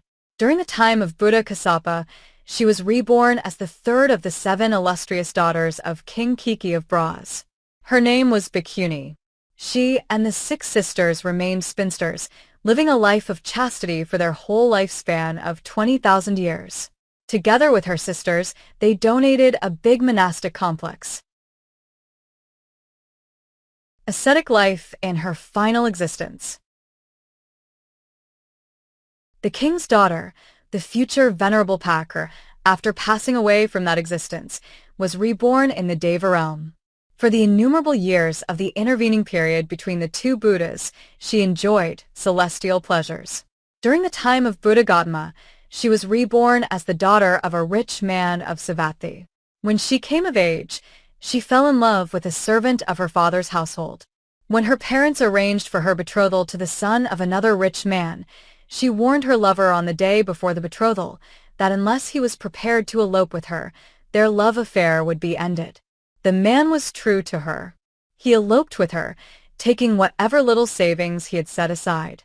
The two lovers ran away stealthily and took shelter in a small village 3 or 4 leagues away from Savatthi. Soon the rich man's daughter became pregnant, and she said to her husband, "My lord, this is a desolate place for us to give birth to my child. Let us go back to my father's house." Her husband was a timid man. He dared not face the consequences of returning to his master's house, and he therefore procrastinated. The wife then decided that her husband was not going to accompany her back to her father's house, and she chose, during the absence of her husband, to return alone. When the husband returned from his short trip and learned that his wife had gone back to her parents' house, he felt pity for her. "She has to suffer because of me." He repented and went after her without delay. He caught up with her on the way, but by then she had given birth. Then they agreed that since the purpose of her returning to her parents was for the safe birth of her child, and since she had given birth safely, there was no point in going there. So they went back to their small village. When she was pregnant again, she asked her husband to take her to her parents' place. Her husband procrastinated as before, and getting impatient, she went alone. On the way, she gave birth to her second child safely before her husband could catch up with her. At that time, there were heavy rains everywhere. The wife asked her husband to put up some shelter from the rains for the night. He made a rickety shelter from whatever faggots he could find. He then went in search of some tufts of grass to build an embankment around the little hut. He started carelessly pulling out grass from a mound. A cobra, which lay inside the mound, was annoyed and bit the husband, who fell dead on the spot. The wife, who was waiting in the rickety hut, after waiting the whole night, thought that her husband had deserted her. She went to look for him and found him dead near the mound. "Oh me!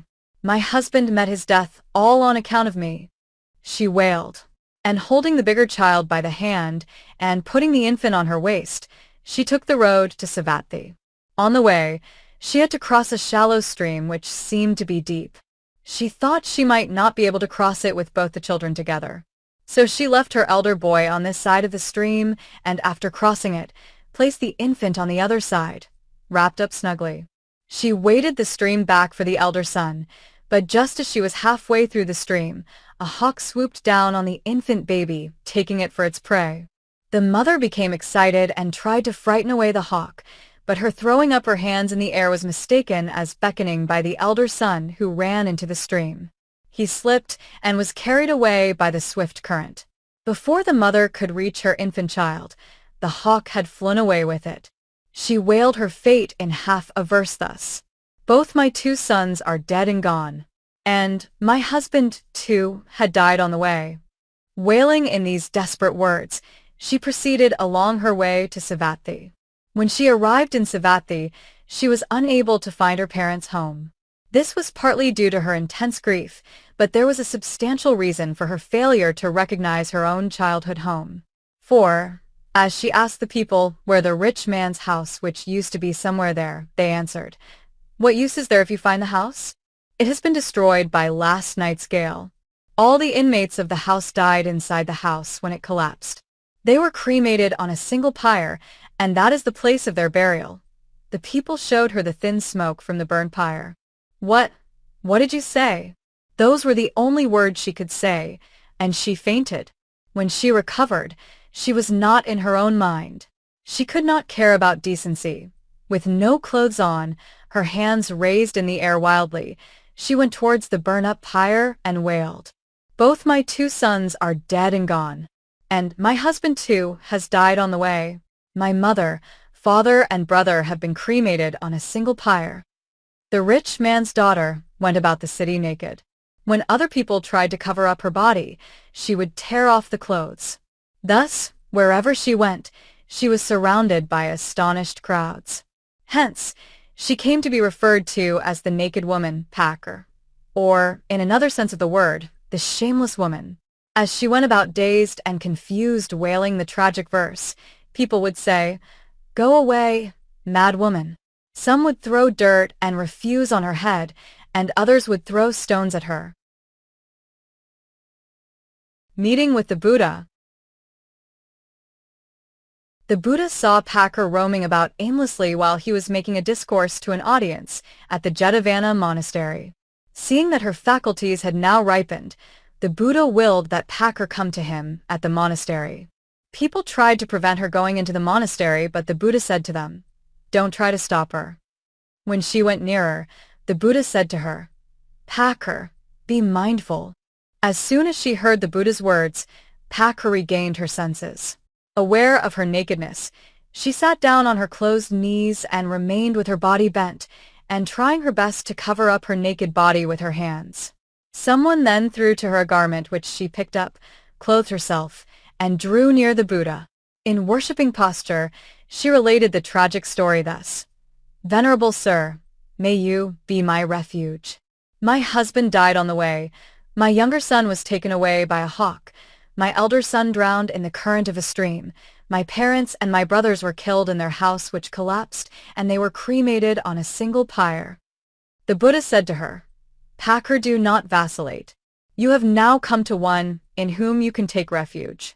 Just as you have shed tears for the loss of your husband, sons, mother, father, and brother, so also had you shed much tears, even greater than the waters of the four great oceans, throughout the beginningless round of existences." The Buddha also spoke in verse as follows: "Pack, the waters of the four great oceans are little when compared to the amount of tears shed by one person on account of the grief suffered for loss of his or her beloved ones. Now, my daughter, why are you so negligent? Be mindful." On hearing the Buddha's discourse containing a perspective on Sasra, grief abetted in the mind of Packer. The Buddha, knowing that Packer had been able to control her sorrow, discoursed further thus: "Packer, neither son nor husband can protect one on the journey through the afterlife, nor are they one's refuge. That being so, even though sons or husband may be living, they are as good as non-existent for a wayfarer in Sasra. Therefore a wise person should purify morality and be established in the noble practice leading to Nibbana." Then the Buddha spoke in verse as follows, DHB 288-299. "Packer, when one falls victim to death, neither one's sons nor parents nor close relations can protect one. One's kith and kin have no power to give protection.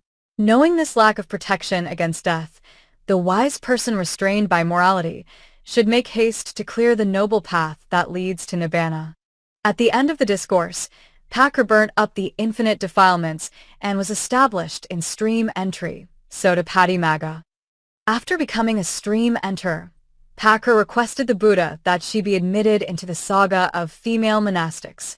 The Buddha caused her to be taken to a nunnery and be admitted as a nun. How Packer became an Arahat. One day, Venerable Packer was washing her feet. As she poured down the water on her feet, the water flowed to a short distance and then stopped there. When a second cup was poured, the water flowed to a place slightly farther away than the first stream and then stopped. When a third cup was poured, the water flowed to a place slightly farther away than the second stream. Venerable Packer, already a stream enter, meditated on this phenomenon of the three streams of water and applied it to the three periods of life thus: just as the first stream of water stopped after a short place, sentient beings are liable to die during their first period of life. Just as the second stream flowed slightly farther than the first stream and then stopped, so also sentient beings are liable to die during their middle age. And just as the third stream flowed farther than the second stream and stopped, so also sentient beings are liable to die in their last period of life. She reflected further that just as all the three streams must end and disappear, so also living beings must give up their tenure of life and perish. Thus, the impermanence of things gave her insight into all conditioned phenomena. From that insight into impermanence, the characteristic of the suffering, dukkha, of all conditioned phenomena dawned on her conditioned mind, and hence the non-self, the emptiness of conditioned phenomena, was also perceived. Pondering deeply on the three characteristics, she went into her monastic dwelling for a suitable change in temperature. There she placed the lighted lamp at its usual place and, wishing to extinguish it, she pulled down the wick into the oil with a pointed needle. Just at that moment, the Buddha, while sitting in his private chamber, sent the Buddha radiance to Paṭācārā, making himself visible to her, and said, "Paṭācārā, you are thinking rightly. All sentient beings are subject to death. Therefore, it is in vain to be living for 100 years without the right perception of the five aggregates, of their arising and dissolution, whereas it is really worthwhile to live even for a day with a full understanding of the five aggregates." The Buddha put this point in verse as follows, DHP 113. Paṭācārā, even if one were to live 100 years without perceiving with insight the arising and perishing of mind and body, yet more worthwhile indeed is a single day's life of one who perceives the arising and perishing of mind and body. At the end of the discourse, Paṭācārā became an arahat together with the four discriminative knowledges. Foremost title achieved. After attaining awakening, Paṭācārā learned the Vinaya from the Buddha extensively and made wise judgments on matters concerning the Vinaya. Therefore, on one occasion when the Buddha named distinguished nuns in a congregation at the Jetavana monastery, he declared, "Itad aga bhikkhav mama svikna bhikkhunavinaya durna yad ida Paṭācārā." Monastics, among my female monastic disciples who are wise and adept in the Vinaya, Paṭācārā is the foremost, itad aga.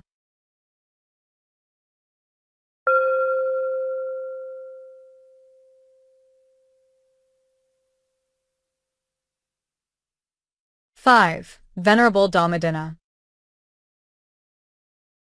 Aspiration in the past. The future Dhammadinnā was born into a poor working-class family in the city of Hasavat during the time of Buddha Pajāpatī. She was wise and virtuous. One day, when Venerable Sujata, the chief disciple of Buddha Pajāpatī, went on his alms round, she met him in the course of carrying water and personally offered him a share of her cake for the day. Venerable Sujata, as a mark of appreciation for her devotion and intending to bestow welfare on her due to her meritorious deed, sat down and ate the cake immediately.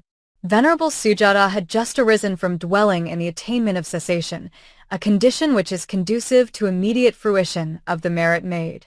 The devotion in the slave girl grew by leaps and bounds so much that she cut her hair and sold it for whatever little price it could fetch. With that meager but well-earned money, she bought a meal and offered it to Venerable Sujata at her house.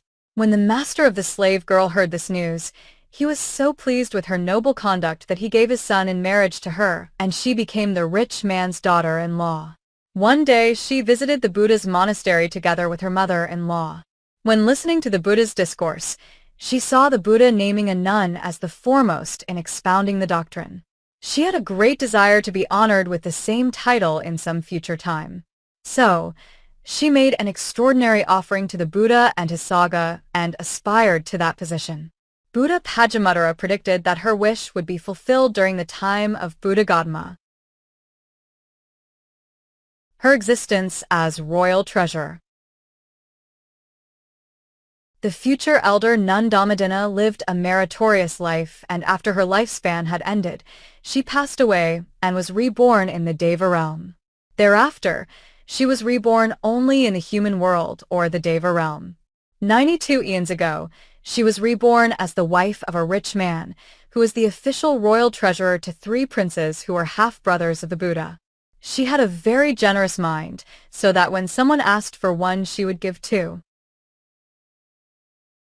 One of the 7 daughters of King Kiki. The rich man's wife had a life full of meritorious deeds. When she passed away, she was reborn in the Deva realm. During Buddha Kasapa's time, she was reborn as Princess Sudhamma, the 6th of the 7 daughters of King Kiki of Bras. Along with the other sisters, she remained unmarried, leading a noble chaste life for the whole lifespan of 20,000 years, and was a joint supporter, with her sisters, of a great monastic complex to the Sangha. Ascetic life in her final existence. Princess Sudhamma spent the whole of her life doing meritorious deeds, and at her death, she was reborn in the Deva realm. Subsequently, for innumerable years, she was reborn either in the Deva realm or the human world. During the time of Buddha Gautama, she was reborn into the family of a rich man in Rajagaha. When she was of marriageable age, she married a rich man named Visakha, and she was called Dhammadinnā, the rich man's wife. Visakha and Dhammadinnā, 92 eons ago, were also a rich couple, as the royal treasurer and wife during Buddha Fuss's time, and were noted for their liberality. Visakha, the rich man, was one of the 101 disciples of the Buddha, who gained stream entry knowledge on the day the Buddha arrived in Rajagaha, on the full moon in the month of January, Fussa, in the year 528 BC. He was a close friend of King Bimbisara. After having become a noble one, Arya, as a stream enterer, Visakha, on a later occasion, listened to the Buddha's discourse and gained once returning, Sakadagami Phala, and then on a later day non-returning, Anagami Phala. Once he became a non-returner, his outlook and behavior changed visibly. For whereas he would go home with expectancy to see his wife, his face full of smiles, he was now looking staid, his mien composed and mind tranquil. His wife Dhammadinnā was, as usual, looking through the window with a long motif carved at the sill, awaiting his return. When she saw the sedate attitude of her husband coming home, it struck her as strange. "What has gone wrong?" she thought. She went down the stairs and stretched out her hand to him at the landing. Although it was his custom to take hold of his wife's welcoming hand and go up the stairs and speak amiably together, on that day, he withdrew his hand instead of holding hers. "Perhaps I shall find out about this at the table," she thought to herself. But at the morning meal, he did not sit at table together with his wife as usual, but took his meal alone in silence, like an elderly monastic engaged in meditation. "Perhaps I shall find out about this in the evening," she thought to herself. But when evening came, Visakha did not go into their inner chamber. Instead, he had a separate room prepared for himself with a wooden cot on which he slept alone. His wife now started worrying. "Is my husband in love with another woman? Or has someone tried to cause some misunderstanding between us? Or has he seen some fault in me?" These wild, unfounded speculations gnawed at her innocent heart.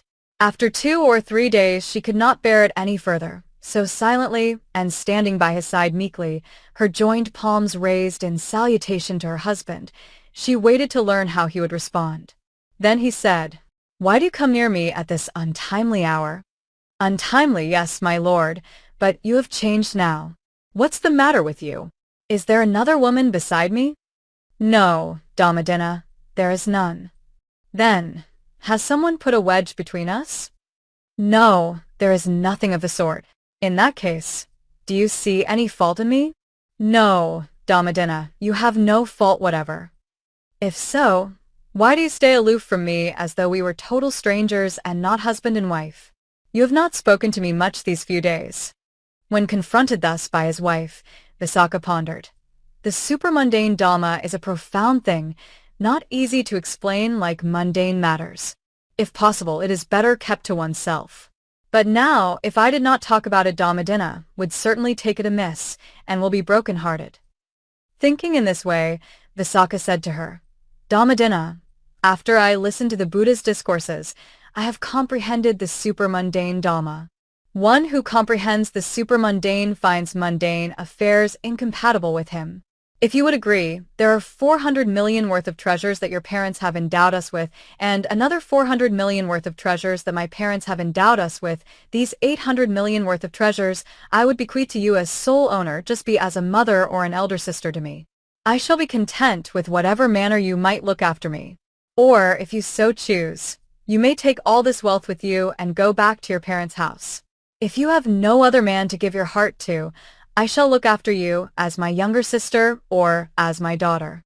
On hearing these momentous and frank words from her husband, Dhammadinnā was deeply satisfied. She thought to herself, "It is no ordinary man to say such things. My husband surely must have comprehended the supramundane Dhamma. But is the supramundane solely for men? Is it possible for a woman to understand it?" Pondering thus, she said to her husband, "My lord, is the supramundane Dhamma solely for men? Are women also capable of understanding it?" "Why, Dhammadinnā, anyone, male or female, who practices the Dhamma according to the doctrine with due diligence can become heirs to the Buddha in the matter of the Dhamma. If one has sufficing conditions, an accumulation of past merit for attaining path knowledge, the supramundane is realizable, answered Visakha. If so, my lord, please give me permission to become a nun. Very well, my dear, I am glad you aspire for the supramundane. I have not suggested it to you only because I did not know your aptitude. Visakha then immediately went to see King Bimbisara, who asked him, Rich man, what is your purpose in seeing me at this untimely hour? Great king, Visakha said, Dhammadinnā wishes to become a nun. What shall I provide Dhammadinnā with? Great king, I want just two things, the golden palanquin and the tidying up of the city. The king complied with these two requests. Dhammadinnā becomes a nun. Visakha had Dhammadinnā bathed in scented water, fitted out gorgeously, and seated her in the palanquin. Then, surrounded by all her relatives and the husband's relatives, she was carried to the nunnery through the city, whose environment was rich with the fragrance of incense and flowers. At the nunnery, Visakha requested the female elders to admit his wife Dhammadinnā into the saga of female monastics. Rich man, they said, thinking that Visakha was forsaking his wife, forbear if she has been at fault once or twice. Venerable, Visakha replied, my wife has no fault whatsoever. She is taking up the monastic life of her own accord. Thereupon, a nun who was adept at the Vinaya gave Dhammadinnā instructions to reflect on the loathsomeness of the body, beginning with reflecting on the group of 5 constituent parts: head hair, body hair, nails, teeth, and skin. Then she shaved Dhammadinnā's hair and donned her with robes. Visakha then made obeisance to Venerable Dhammadinnā and said, Venerable, be happy in the monastic life in the teaching of the Buddha. The Buddha has taught us the doctrine which is superb in the beginning, in the middle, and in the end. Then he went home. From the day Venerable Dhammadinnā became a nun, she received much respect and many gifts from the people. In seeing so many visitors, she had little time left to meditate alone. This much of the account of Dhammadinnā is taken from the commentary on the short discourse giving an elaboration, Ka Vidala Sutta, MN 44. Venerable Dhammadinnā considered thus, Visakha has made an end of suffering, dukkha, even while remaining in the household life. I, as a nun, must make an end of suffering. She went to her preceptor and said, Venerable, I am tired of living in this place which is full of the 5 kinds of sense pleasures. I would like to go and live in a nunnery in a small village. The preceptors knew well that Venerable Dhammadinnā's wish could not be ignored, as she came of a high-class family, and so they took her to a nunnery at a small village. Due to her meditative exercises in her many past existences, in seeing through the nature of conditioned phenomena, Venerable Dhammadinnā did not take long to gain insight and became an arahat together with the 4 analytic knowledges. Then, knowing her own attainment, she considered which place would suit her to help others attain awakening. There was nothing much she could do in the small village, whereas in Rajagaha she could help her own kith and kin. So she decided to return to Rajagaha and, requesting her preceptors to accompany her, she returned to Rajagaha. Visakha's questions on the doctrine. When Visakha learnt that Venerable Dhammadinnā had returned to Rajagaha, he was eager to know why, after having gone to live in a small village, she returned so soon. He would go to her and find out, but he did not wish to ask a plain question whether she was quite at home with monastic life.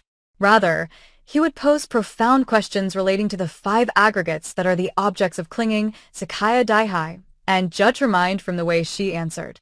So, after paying homage to her, he sat in a suitable place and asked doctrinal questions concerning the 5 aggregates that are the objects of clinging. See the short discourse giving an elaboration, Ka Vidala Sutta, MN 44. Venerable Dhammadinnā answered all the questions put to her by Visakha as promptly as a racing horse gallops away, and so precisely as though lotus stems were cut down by a sharp blade. Visakha realized the high intellect of Dhammadinnā and proceeded from matters relating to the 3 lower path knowledges, which was the limit of his knowledge.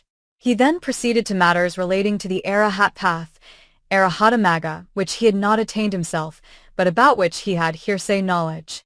Venerable Dhammadinnā knew that Visakha could properly ask about matters pertaining to the non-returner, Anagami Phala, and that he had exceeded his limitation of knowledge when he asked, "Venerable, what is the counterpart of Nibbana?" She answered, "Friend Visakha, your question has gone too far. It is not possible for you to reach the limit of such a question. Indeed, friend Visakha, the noble practice of purity consisting of 3 kinds of training tends to Nibbana, has its ultimate goal in Nibbana, and ends in Nibbana. Friend Visakha, if you so desire, go to the Fortunate One and ask him to explain this matter. And bear in mind the explanation of the Fortunate One." Then Visakha approached the Buddha and related to the Buddha all that had been said between him and Venerable Dhammadinnā. When the Buddha heard the details of the questions and answers that took place between them, he said, "Dhammadinnā is free of all forms of craving for the aggregates, khandha, either of the past, or the future, or the present." Then the Buddha spoke in verse thus, DHB 4:21.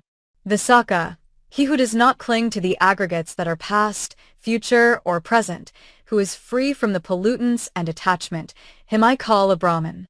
By the end of the discourse, many in the audience attained awakening at the various levels. Then the Buddha praised Venerable Dhammadinnā. "Visakha, layman devotee, the nun Dhammadinnā is wise. Visakha, she is of great knowledge. Visakha, had you asked me the answers to those questions, I, too, would have answered them in the same way Dhammadinnā answered."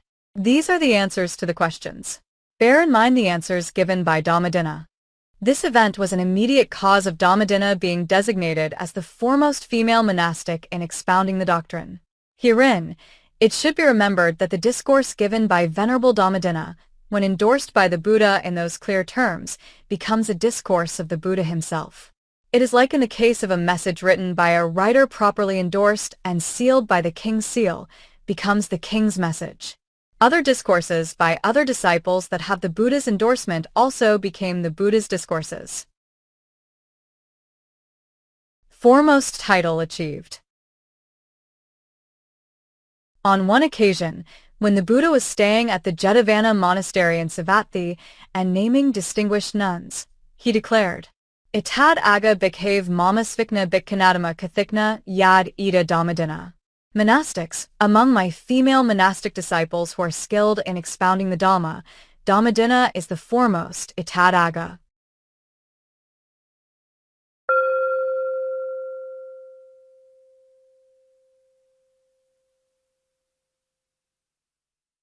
Six. Venerable Nandā. Nanda's full name was Janapadakali Rupananda. Her story has been told in detail in Chapter 34 on the Discourse about Victory, Vijaya Sutta, SNP 1.11. In the present chapter, only a short account will be given, as described in the commentary on the collection of the numerical discourses, Anguttara Nikāya. Aspiration in the past. The future Nanda was reborn into a rich man's family in the city of Hasavat during the time of Buddha Pajāpatī.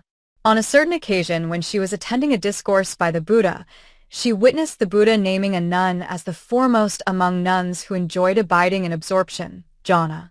She aspired to that distinction, and after making an extraordinary offering she wished that she would be designated as the foremost nun in absorption herself, some time in the future. The Buddha predicted that her wish would be fulfilled. Ascetic life in her final existence. After passing away from that memorable existence, she was reborn in the fortunate existences for 100,000 eons. In her last existence, she was reborn as a Sakyan princess who later was intended to be betrothed to Prince Nanda. She was named Princess Abhirapananda, and her extreme attractiveness also earned her the endearing name of Princess Janapadakali. She was born of Queen Mahā Pajāpatī Gotamī. Prince Nanda, Prince Rahula, and some of the closest kith and kin of the Buddha were admitted into the Sangha during the Buddha's visit to Uppalavaṇṇā. Later, after the death of King Suddhodana, her own mother, Queen Mahā Pajāpatī Gotamī, and Queen Yasodhara, her sister, mother of Prince Rahula, also joined the female Sangha. As Princess Janapadakalī saw no point in her remaining at the royal palace, she joined her mother, Venerable Mahā Pajāpatī Gotamī, as a nun. After becoming a nun, she did not go to see the Buddha on the days scheduled for her to receive the Buddha's admonition, as other nuns did. This was because the Buddha was reputed to be derogatory of personal beauty. So, she would send some other nuns to receive the Buddha's admonition on her behalf. The Buddha knew that she was conceited about her personal beauty and ordered that nuns must go personally to him to receive admonition and not depute another. Venerable Rupananda had to abide by the rule, and reluctantly she went to see the Buddha. The Buddha had, by his powers, created a most attractive girl by his side, respectfully fanning him with a palm leaf fan. When Venerable Rupananda saw her, her vanity about her own personal beauty vanished. "Why," she thought to herself, "I have been so conceited about my beauty. Shame on me. Here is a girl whose beauty I could not match, for I have not even 256th part of her beauty. How foolish of me it was to stay away from the fortunate one." She stood there awestruck by the beauty of the mind-made girl near the Buddha. Venerable Rupananda had sufficing conditions because of accumulated merit in the past. She heard one verse on the loathsomeness of the body, DHP 150. Ana Nagara Kata, Masa Lohita Lepana, Yatha Jarasiye Makusiye, Mano Makosiye Ohito. This fortress is made out of bones, plastered over with flesh and blood, but hidden within lie old age, death, also conceit and anger. And she also heard the discourse about victory Vijaya Sutta SNP 1.11 beginning with Kara Va Yadi Va Tiha, while walking, standing, sitting, or lying down, describing the constitution of the body, which is basically no different from a corpse.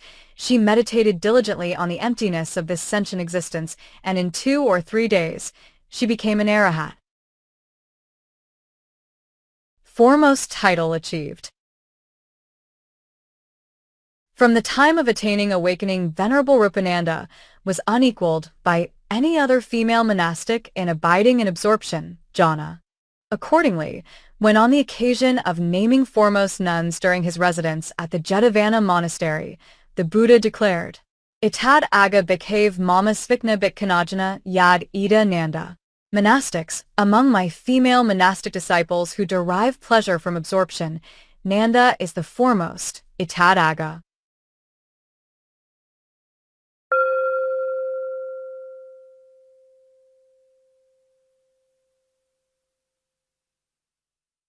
Seven. Venerable Soṇā Bahuputtikā. Aspiration in the past. The future Bahuputtikā So was reborn into a rich man's family in the city of Hasavat during the time of Buddha Pajamatara. She had occasion to listen to a discourse by the Buddha when she saw a nun being named as the foremost female monastic in earnest endeavor. She then had a strong desire to become such a foremost nun in the future. So she made an extraordinary offering and later aspired to the title. Buddha Pajamatara predicted that her aspiration would be fulfilled. Ascetic life in her final existence. The future Bahuputtikā So was reborn for 100,000 eons in the fortunate destinations. During the time of Buddha Gotamī, she was reborn into the family of a rich man in Savatthi. She was married to the son of a rich man and went to live in her husband's house. She bore 10 children and was known as Bahuputtikā So with many children. When her husband took up the monastic life, she arranged for the marriage of her 10 children and bequeathed all her property to them, leaving nothing for herself. The children were all ungrateful to her. None of them was willing to let her stay at their houses for more than 2 or 3 days, after which they treated her unkindly. The old lady became an unwanted, helpless mother, neglected by her own children. Realizing her dire position, she decided that she must renounce the world and became a nun. After she had become a nun, her seniors in the Sangha would scold her for any slight mistake or shortcoming in her community obligations. She was often required to serve out punitive measures by her seniors. When her unkind children saw her undergoing such punishment, instead of taking pity on their old mother, They made a laughingstock of her, saying, "This old woman has still not learnt the monastic discipline." This ridicule by her own children caused great spiritual urgency in her. "I do not have long to live. I must safeguard myself against the unfortunate destinies." So reflecting, she let no time pass, whether sitting or walking, or standing or lying down, without uttering and contemplating on the 32 constituent parts of the body. Then, during all the free moments left to her, after discharging the communal duties to her co-residents, she went into meditation throughout the night. For she rightly realized that at her late age as a nun, she could not afford to let a moment pass without being mindful. When she sat meditating at night, she held on to a post on the ground floor of her nunnery without losing hold of it. When she walked, meditating at night, she held a tree with her hand, never letting it go for fear that she might otherwise bump her head against something in the darkness. When she first became a nun, she was called Venerable Bahuputtikā, but later, her earnest endeavor in taking up the 3 kinds of training earned her the epithet, "one with earnest endeavor," and she was known as a Radhavirya. Attainment of awakening. One day, when the nuns went to the Jetavana monastery to receive the Buddha's admonition, they told a Radhavirya to boil some water for the community. But before attending to that task, the old nun walked up and down the kitchen and contemplated on the 32 aspects of the body, uttering each item. The Buddha saw her, while sitting in his private chamber at the Jetavana monastery, and sent forth the 1406 Buddha radiance to her, making his person visible to her, and uttered this verse, DHP 115. Even though one should live 100 years without seeing the sublime Dhamma, yet more worthwhile indeed is a single day's life of one who perceives the sublime Dhamma. After thus hearing the Buddha's discourse made through the Buddha radiance, which also enabled her to see the Buddha in person, Venerable Radhavirya became an arahat. She now thought, "I have become an arahat." Those who do not know this, on their return from the Jetavana monastery, will treat me with disrespect as usual, which will result in them doing great demerit. I must let them know about my attainment of awakening so as to forewarn them. She placed the pot of water for boiling on the fireplace, but did not make the fire. When the co-resident nuns returned from the Buddha's monastery, they saw no fire at the fireplace and murmured, "We told the old woman to boil some water for the community, but she has not even made the fire." Then Venerable Soṇā said to them, "Friends, what use with a fire? Let anyone who needs warm water take it from that pot on the unlit fireplace." The co-residents were surprised by these strange words, and they realized that there must be some reason for the old nun to say so. They went to the pot and felt the water inside. It was quite warm. They took an empty pot to the fireplace and poured out the warm water into it. Whenever they took out the water from that pot, the pot filled up again. Then only the nuns realized that Venerable Soṇā had become an arahat. Those nuns who were junior in monastic standing to Venerable Soṇā made obeisance to her with the hands, knees, and forehead touching the ground, and said, "Venerable Soṇā, we have been foolish in being disrespectful to you and bullying you. For all these transgressions, we beg your pardon." Those nuns, who were senior in female monastic standing, sat squatting before Venerable Soṇā and said, "Venerable Soṇā, pardon us for our misbehavior." Foremost title achieved. Venerable Soṇā became an example of how an elderly person could become an arahat by dint of earnest effort. On one occasion, when the Buddha sat in congregation at the Jetavana monastery naming foremost nuns, he declared, "Itad aga bhikkhave mama svikna bhikkhanarada viryina yad ida Soṇā." Monastics, among my female monastic disciples who have diligence and make earnest effort, Soṇā is the foremost, itad aga.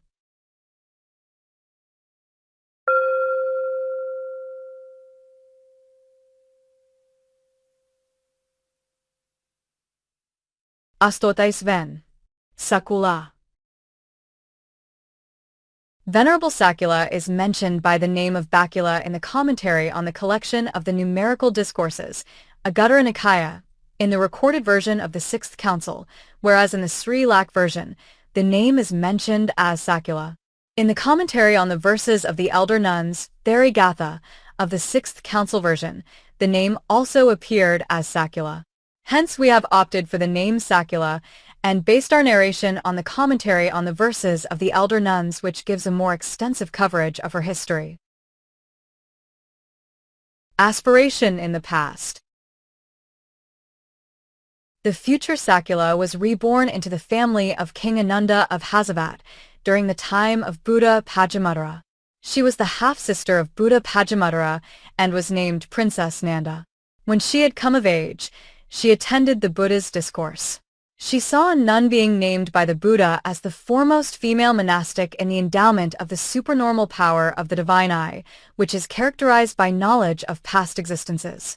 She then had a strong desire to become one like that nun with supernormal power of the divine eye, and accordingly, she made an extraordinary offering and made her aspiration before Bhaddā Pajāpatī. Bhaddā Pajāpatī predicted that her aspiration would be fulfilled during the time of Buddha Gotamī. For details of this part of the story, read the traditions about the elder nun Sakulā, Sakulā Theriapadana, TAP 24. Past existence as a female wandering ascetic. Princess Nandā engaged herself in doing many great deeds of merit throughout her life, and, after passing away from that existence, she was reborn in the Deva realm. Subsequently, she was reborn in the human or Deva realm only. During Buddha Kasapa's time, she was reborn into a Brahmin family. She became a recluse and led a life of a secluded ascetic. After the passing away of Buddha Kāpilānī, his relics were enshrined in a great relic shrine, stupa. The ascetic, who was the future Sakulā, one day obtained some oil on her round for alms oil. With that amount of oil, she made an offering of lights throughout the night at the shrine where Buddha Kāpa's relics were enshrined. Ascetic life in her final existence. The wandering ascetic passed away and was reborn into Vatisa realm as a deva endowed with the special deva faculty of vision. For the whole period of the interval between the two Buddhas, she fared on in the deva realm only. During the time of Buddha Gotamī, she was reborn into a Brahmin family in Savatthi by the name of Sakulā. When she came of age, she attended a ceremony which celebrated the donations of the Jetavana monastery by Anthapika to the Buddha, where she listened to the Buddha's discourse, and she became a lay disciple. Later, she received a discourse from an arahat which kindled her spiritual urgency and resulted in her becoming a nun. She strove diligently in the noble practice of purity and soon became an arahat. Foremost title achieved. After becoming an arahat, Venerable Sakulā, as the result of her past aspiration, was especially devoted to the exercise of the supernormal power of the divine eye, Deva Kakhu, and was adept at it. On one occasion, when the Buddha was naming outstanding nuns at the Jetavana monastery, he declared, Itad aga bikhave mama svikna bikahanadiba kakhukna yad ida Sakulā. Monastics, among my female monastic disciples who are proficient in the supernormal power of the divine eye, Sakulā is the foremost, Itad aga.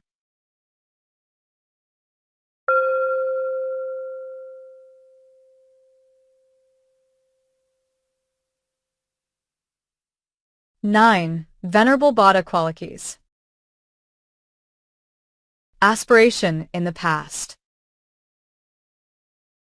The future Kuṇḍalakesā was reborn into the family of a rich man in the city of Hasavat during the time of Bhaddā Pajāpatī. She was listening to the Buddha's discourse when she saw the elder nun Sabha being named as the foremost monastic in attaining awakening with the quickest insight. She wanted most strongly to be named such a foremost nun in future time. After making a great offering, she made known her aspiration in front of Bhaddā Pajāpatī, who then made the prediction that her aspiration would be fulfilled during the time of Buddha Gotamī. A daughter of the king of Bras.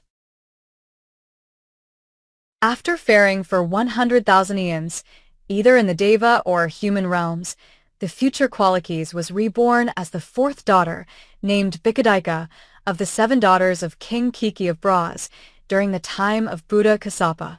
In that existence, she, like her other sisters, led a life of chastity for her entire lifespan of 20,000 years, observing the 10 precepts.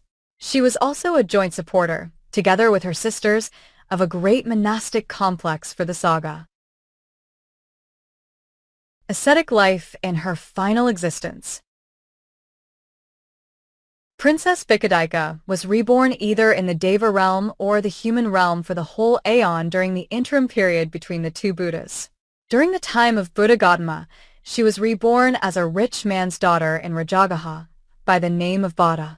On the same day as she was born, a son was also born to the king's counselor in Rajagaha. At the moment of the birth of the chief counselor's son, all weapons throughout the city, beginning those at the king's palace, dazzled mysteriously.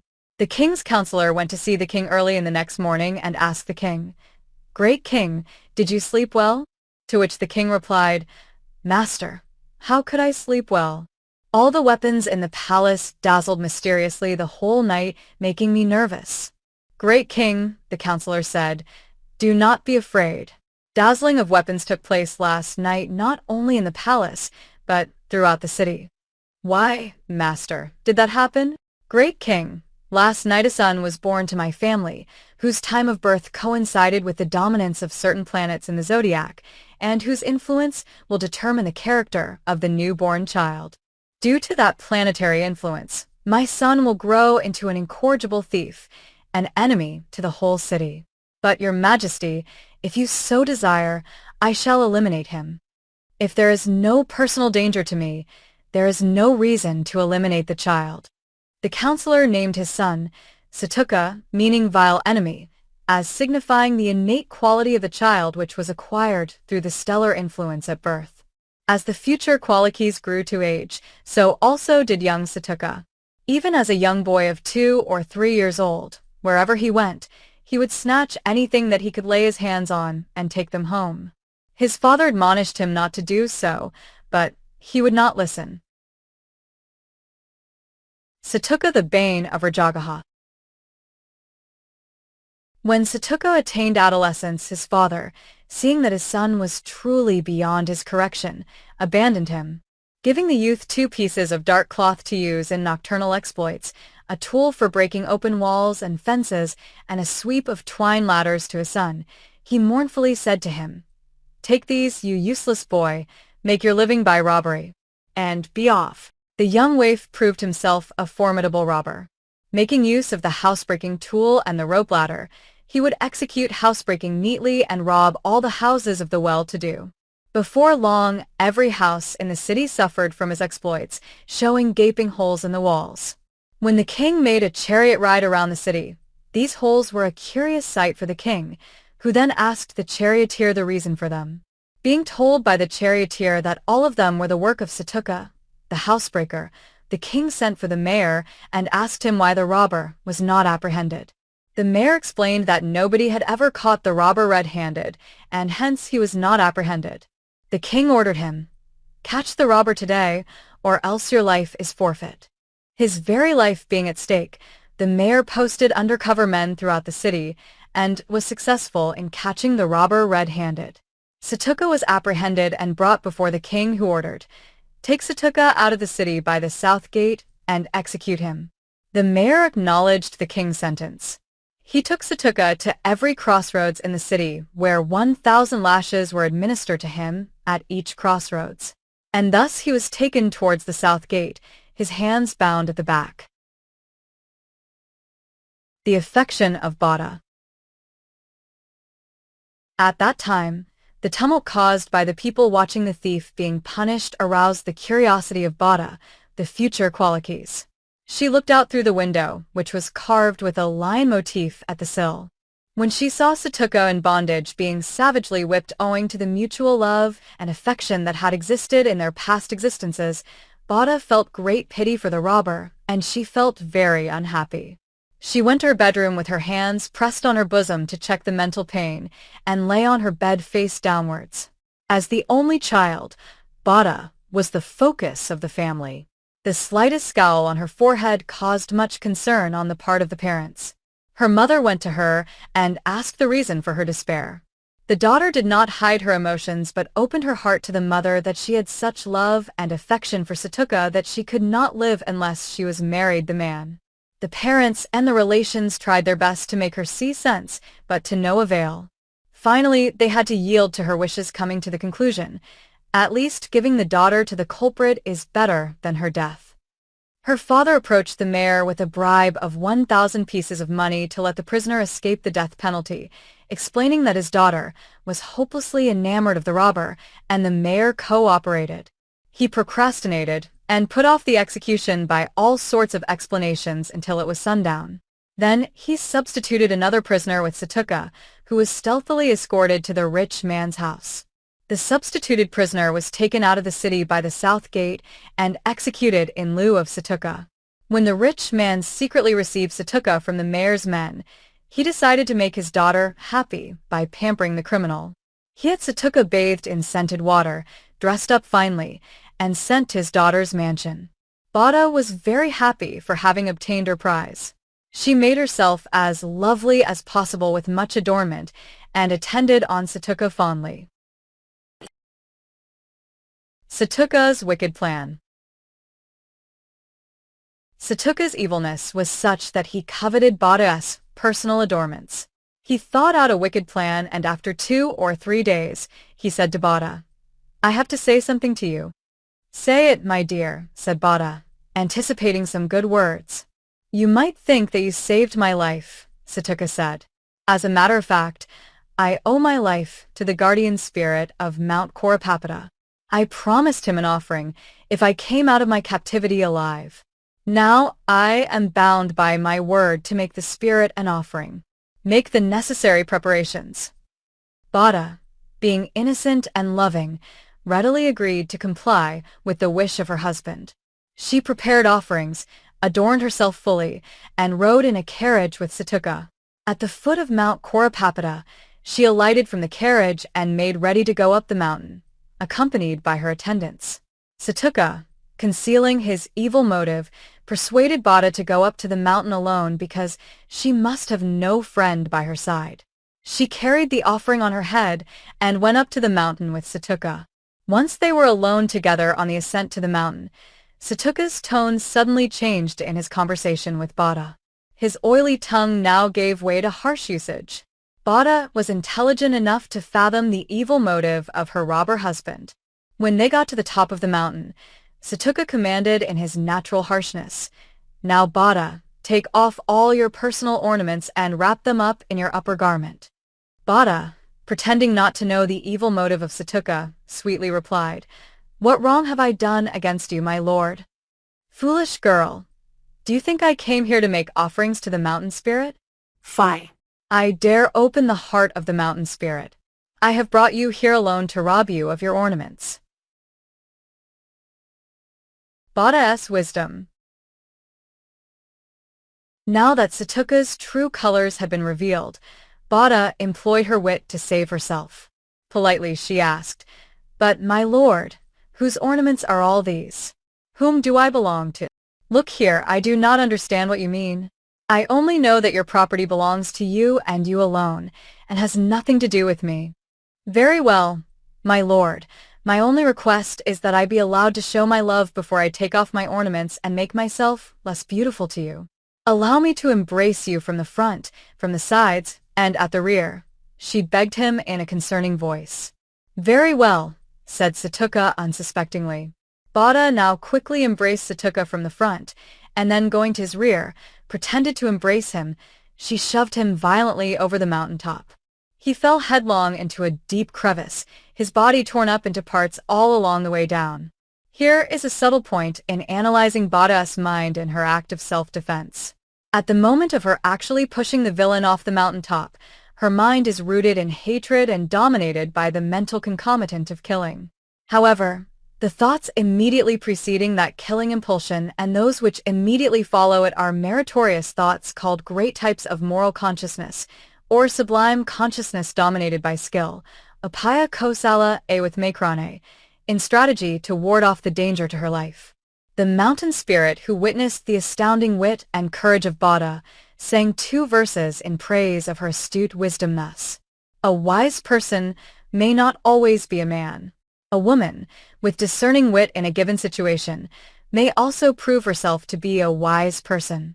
A wise person may not always be a man. A woman, who can quickly find a solution to a problem, can very well be a wise person. After what had happened to her, Bhaddā had no desire to return home. She left the mountain, not knowing where she was going. Her only thought was to become a recluse. She happened to arrive at a place of some female ascetics and asked them to let her join their Sangha. They asked her, "Which mode of admission would you prefer? The inferior mode or the superior mode?" Being a person endowed with the destiny of winding up her existence, she replied, "Let me be admitted into your Sangha by the most valued mode of admission." Qualities as a doctrinaire ascetic.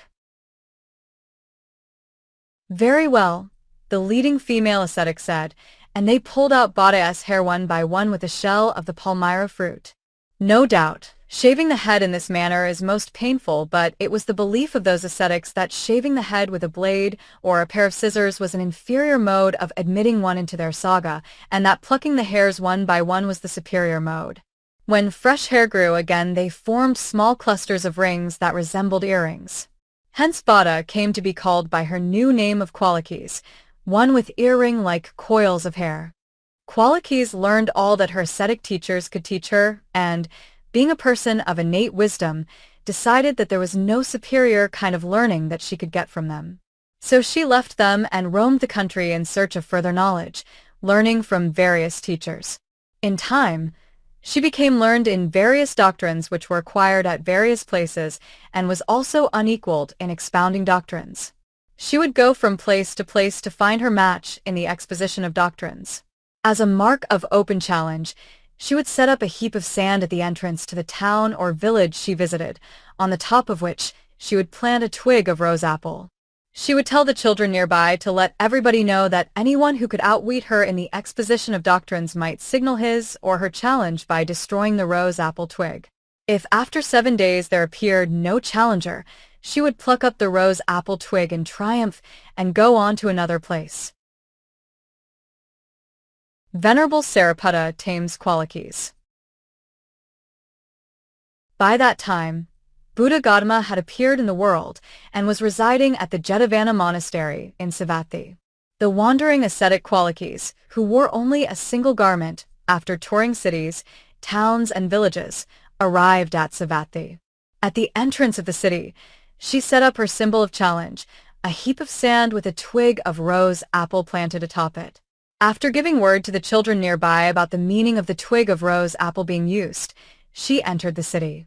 At that time, Venerable Sariputta, the captain of the doctrine, had entered the city for collection of alms food, after the other monastics had already entered the city.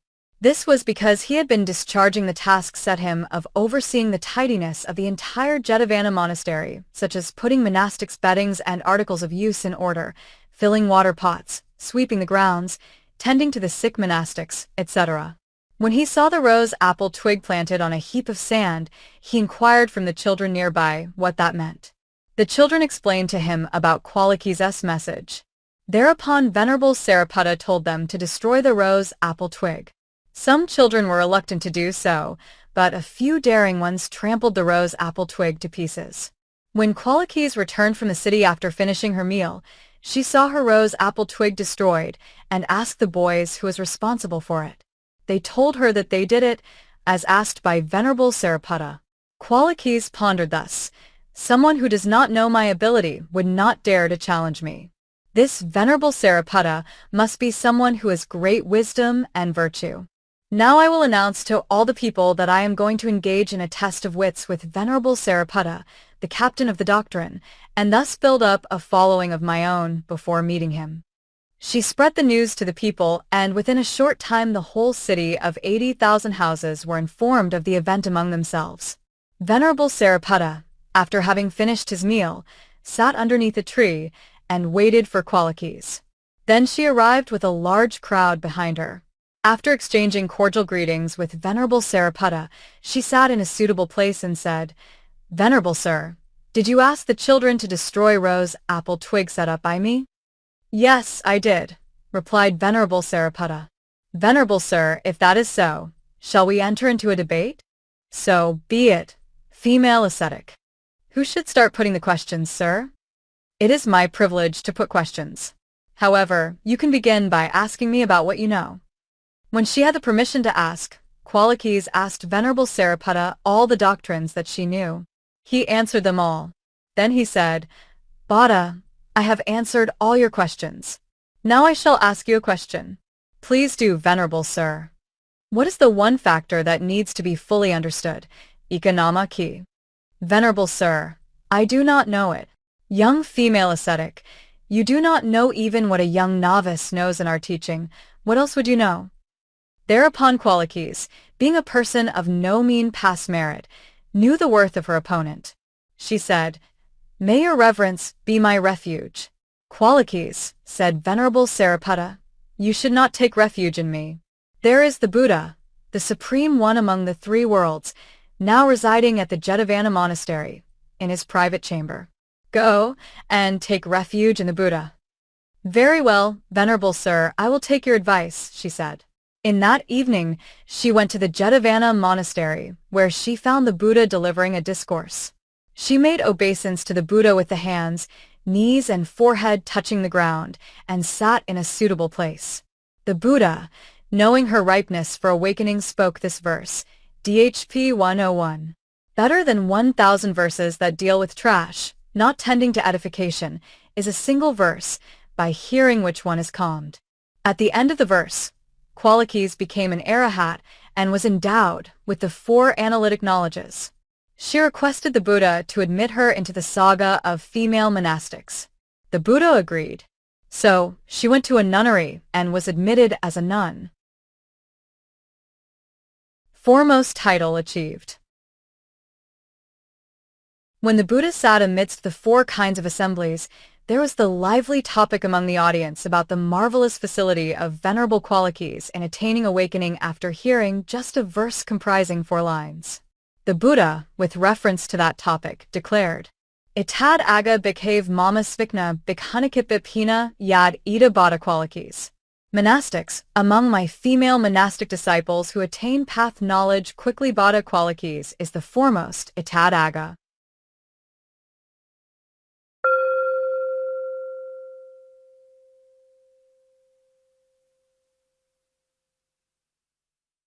Desmitais ven. Bhaddā Kāpilānī. The story of Bhaddā Kāpilānī is connected with that of Venerable Mahā Kassapa, an elaborate account of which has been given above. For that reason, the commentary gives only a brief account of this elder nun. For a more complete account, the reader is advised to refer back to chapter 43.4. Aspiration in the past. The future Bhaddā Kāpilānī was born as the wife of Vaideha, a rich man of Hasavat, during the time of Pajāpatī Buddha. When she was listening to a discourse by the Buddha, she saw a nun being named as the foremost female monastic having the supernormal power of remembering past existences. She aspired to be such a nun and, after making an extraordinary offering, mentioned that aspiration before the Buddha, who confirmed it. The wife of a householder. After passing away from her existence as a rich man's wife, she was reborn in the Deva realm and subsequently either in the human world or the Deva realm for 100,000 eons. Eventually, she was reborn as the wife of a householder in Bras. At one time, while she was having a quarrel with the sister of her husband, a Paksabhuddha arrived for alms food. The householder's sister offered alms food to the Paksabhuddha and said her wish, which chafed his wife, the future Bhaddā Kāpilānī, who became furious and took the alms bowl from the Paksabhuddha and threw away the alms food in it. Further, she put mud in it and offered it back to the Paksabhuddha. Only when the astonished onlookers reminded her of her fault did she recover her proper senses. She threw out the mud from the Paksabhuddha's alms bowl, cleansed it thoroughly, applied scented powder to it, and then put in the 4 sweet foods, katamadu. In addition, she added ghee that had been made pure white, like the inside of the pollen chamber of the lotus, with the result that the food she offered glistened in the alms bowl. In returning the alms bowl to the Paṭācārā, she wished aloud that just as the food she offered glistened, so would she possesses a glistening complexion. Ascetic life in her final existence. It is noteworthy that both husband and wife renounced the world together. The husband, Mahā, at a forked road took the right turn while his wife, Bhaddā Kāpilānī, the left turn. The former met the Buddhas sitting under the great Bodhi tree, known as Bahuputtikā. At that time, women were not yet admitted into the Sangha, so Bhaddā Kāpilānī had to spend 5 years as a wandering ascetic. This fact was recounted by herself in her life story. Panka Vasani Navasi Parabhajavat Aha, for 5 years I lived as a wanderer, the AP 413-60. Foremost title achieved. Thanks to her past aspiration, Venerable Bhaddā Kāpilānī, after attaining awakening, was exceptionally competent in remembering past existences. Therefore, on one occasion when the Buddha was residing at the Jetavana monastery and naming distinguished nuns, he declared, Itad aga bhikkhave mama svikna bhikkhanapub, nivsa, yad ida Bhaddā Kāpilānī. Monastics, among my female monastic disciples who can recall past existences, Bhaddā, who is now called Kāpilānī, is the foremost, Itad aga.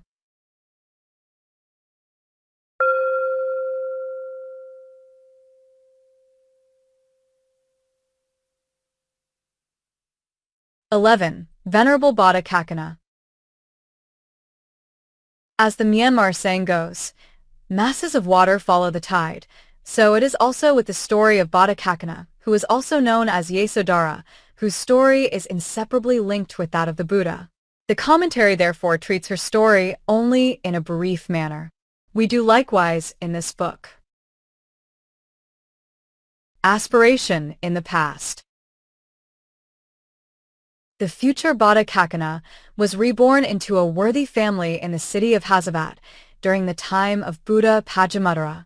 When she was attending a discourse by the Buddha, she saw a nun being named by the Buddha as the foremost nun in attaining great supernormal power.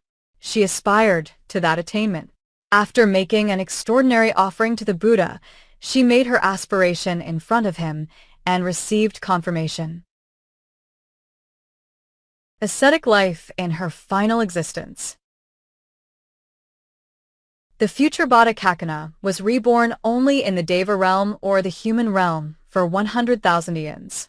During the time of Buddha Gotamī, she was reborn as the daughter of the Sakyan prince Suppabutta, who was an uncle of the Buddha. She was named Bhaddā Kāpilānī. When she came of age, she was married to Prince Siddhartha and became his chief queen. She gave birth to Prince Rahula. On the night she gave birth to Rahula, Prince Siddhartha renounced the home life. After attaining perfect awakening at the foot of the Bodhi tree, the Buddha concerned himself with the spiritual welfare of the sentient world. He made a journey to Uppalavaṇṇā where he caused the awakening of his kith and kin. During the Buddha's 5th year after awakening, his father became an arahat while reigning as a king and passed away the same day. Then Queen Mahā Pajāpatī Gotamī and the 5 Sakyan princesses, whose husbands had become monastics as a result of listening to the discourse about the Great Assembly, Mahā Samaya Sutta, DN 20, became nuns in the Buddha's teaching. At that time, Princess Yasodhara, as a nun, was referred to as Bhaddā Kāpilānī. Bhaddā Kāpilānī and Princess Janapadakalī or Nandā became nuns with Mahā Pajāpatī Gotamī as their preceptress. She strove to gain insight, and in due time became an arahat. Foremost title achieved. Venerable Bhaddā Kāpilānī, after attaining awakening, was most proficient in the exercise of supernormal powers. At one sitting, in a single adverting of her mind, avijjana, she could recall all her previous existences over one incalculable period and 100,000 eons. This extraordinary feat of hers became the talk of the monastic world.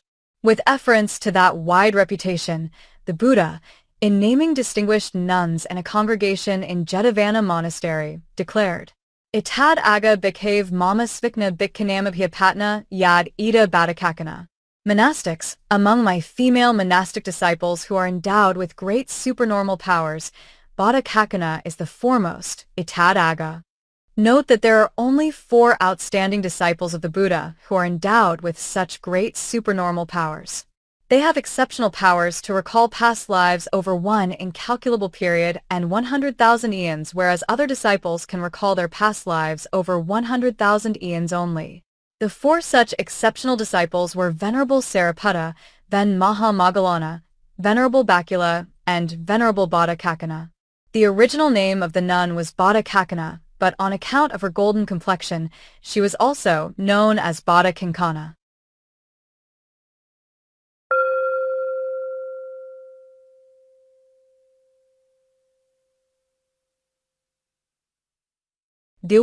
Sven. Kisā Gotamī. Aspiration in the past.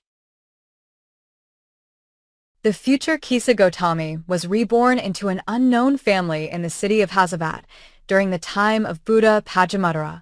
When she was listening to a discourse by the Buddha, she saw a nun being named as the foremost female monastic in wearing coarse, inferior robes.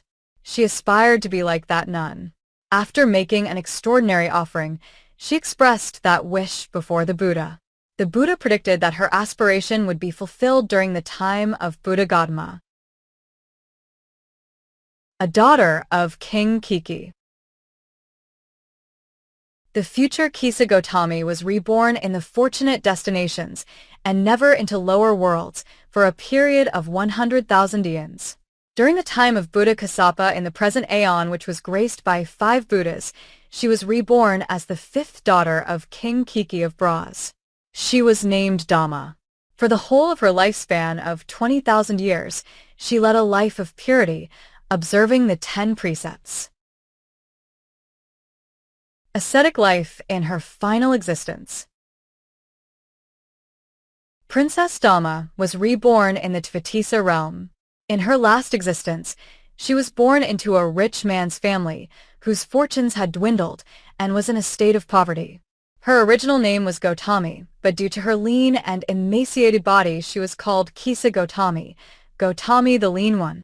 How Kisa Gotamī became the daughter-in-law of a rich man will now be narrated, as told in the commentary on the Dhamma verses, Dhammapada, DHP 114. Kisa Gotamī, the one with great past merit. The Buddha said this in the Discourse on the Amount of Savings, Nidhi Ka Sutta, KHP 8.5. Yada Punikeo Hoti, Subham Ada Vinasati. When merit is exhausted, everything is lost. There was a rich man in Savatthi whose property were all strangely turned into charcoal due to the exhaustion of his merit. The man was in a despondent state. He lost his appetite and lay on a couch. A friend came to his house and gave him encouragement. He also gave a practical way out of the stark poverty of the once rich man. His instruction was as follows. Friend, spread out a mat in front of your house as a bazaar seller would, for you are going to sell the heaps of charcoal that are now your only property. Passers-by will say, Oh, other people sell oil, honey, molasses, etc., but you, rich man, are selling charcoal. Then you just say to them, one sells what one owns. What's wrong with it? These people are the ordinary people with no great past merit. Someone will come and say to you, other people sell oil, honey, molasses, etc., but you, rich man, are selling gold and silver. To that person you should say, where are the gold and silver? Then that person will point to your heaps of charcoal and say, there they are. Then you should say, bring them to me, and receive with your hands what that person has brought from your heaps of charcoal to you in his or her hands. Since that person is one endowed with great past merit, all he or she touches and delivers into your hands will be turned into gold and silver, as they originally had been. I must mention the stipulation. It is this. If the person who mentions your gold and silver and turns them back to gold and silver is a young woman, you must marry your son to her, entrust all your property with 400 million to her and let her, as your daughter-in-law, manage your household. If that person is a young man, you must marry your daughter to him, entrust all your property worth 400 million to him, as your son-in-law, and let him manage your household. The ruined rich man took his friend's advice. He sat as a bazaar in front of his house where every passer-by could see him sitting there selling his charcoal. People said to him, other people sell oil, honey, molasses, etc., but you are selling charcoal. To them he simply said, one sells what one owns. What's wrong with it? One day, Kisa Gotamī herself, the daughter of another ruined rich man, happened to come along to the charcoal vendor. She said, Father, other people sell oil, honey, molasses, etc., but you are selling gold and silver. The ruined rich man said to her, where are the gold and silver? Well, are you not dealing in them here? Bring those gold and silver to me, daughter. Kisa Gotamī took a handful of the vendor's goods and handed it to him, and to his amazement, all of them turned into gold and silver as they originally had been. The rich man asked Kisa Gotamī, what is your family name? I am known as Kisa Gotamī, she replied. The rich man then knew her to be unmarried. He collected his riches from that place, took Kisa Gotamī to his house, and married his son to her. Then every one of his former gold and silver items assumed its original form. Kisa Gotamī's loss. In due course, Kisa Gotamī gave birth to a son. From that time onwards, she began to be treated with love and respect by her father-in-law's family. At first, she had been looked down by them as the daughter of a poor man. Just when her son could romp about, he died. Kisa Gotamī, who had never suffered the loss of a child, was overwhelmed with grief. She valued her son as the condition for her improved status and well-being. Her fortunes had improved with his birth. She could not think of her dead child being thrown away in the cemetery. So she held the dead child fondly in her arms, and muttering continuously, let me have the medicine to bring back life to my son, she roamed about from house to house. As she behaved in that senseless though pitiable manner, people had no sympathy with her. They said jeeringly, flipping their fingers, where have you ever seen a medicine that restores life to the dead? These unkind but truthful words failed to bring her to her senses. A wise man then considered, this young woman has lost her senses due to the death of her son. The right medicine for her can only be dispensed by the Buddha. He said to her, little daughter, the medicine that can bring back life to your son is known only to the Buddha and to no one else. Indeed, there is the Buddha, the greatest person among devas, 1416, and humans, residing at the Jetavana monastery. Go and ask him. Quelling Kisa Gotamī's sorrow. Kisa Gotamī had hope. She went straight to the Buddha's monastery, holding her dead child in her arms. The Buddha was seated on his throne amidst an audience, and was about to give his discourse, when Kisa Gotamī shouted to the Buddha, Venerable Sir, give me the medicine that will bring back life to my child. The Buddha saw the sufficiency of her past merit for attaining awakening and said to her, Gotamī, you have done the right thing in coming here to ask for the medicine to restore life to your dead child. Now you must go to the houses in Savatthi and ask for a small quantity of mustard oil from a house where no death has occurred, and bring it to me. Herein, the Buddha's strategy is to be noted carefully. The Buddha merely says to Kisa Gotamī to bring him a small quantity of mustard oil from a house where no death had occurred. He did not say that he would restore the dead child to life when she has got the oil. The Buddha's objective is to let the demented mother realize the point that loss is not a unique experience, but that everybody has suffered the same sorrow of the loss of a loved one. Kisa Gotamī thought that if she obtained the mustard oil, her son would be restored to life. She went to the first house and said, The Buddha asks me to get a small quantity of mustard oil for making a medicine to restore life to my dead son. Kindly give me some mustard oil. Here it is, the householder said, and gave some mustard oil. But, sir, she said, I must know one thing. Has nobody died in this family? What a question! Who can remember the number of people that have died in this family? "In that case, I am not taking the oil," she said, and went to another house. She heard the same reply there. At the third house, she also heard the same reply. Now truth dawned into her mind. There can be no family in this city where death has never occurred. Of course, the Buddha, the benefactor of the world, knew it. A spiritual urgency arose in her. She went to the country and left her dead child there, saying, "Dear son, as a mother, I had thought quite wrongly that death came to you alone. But death is common to everybody." Then, muttering this soliloquy, the meaning of which will be given later, she went to see the Buddha, TAP 22:27. Nagama damo no nigamasa damo, nakpaya ike kalasa damo, sabasa lokasa sadavikasa, isiva damo yad ida anakata. She approached the Buddha, who asked her, "Have you got the mustard oil?"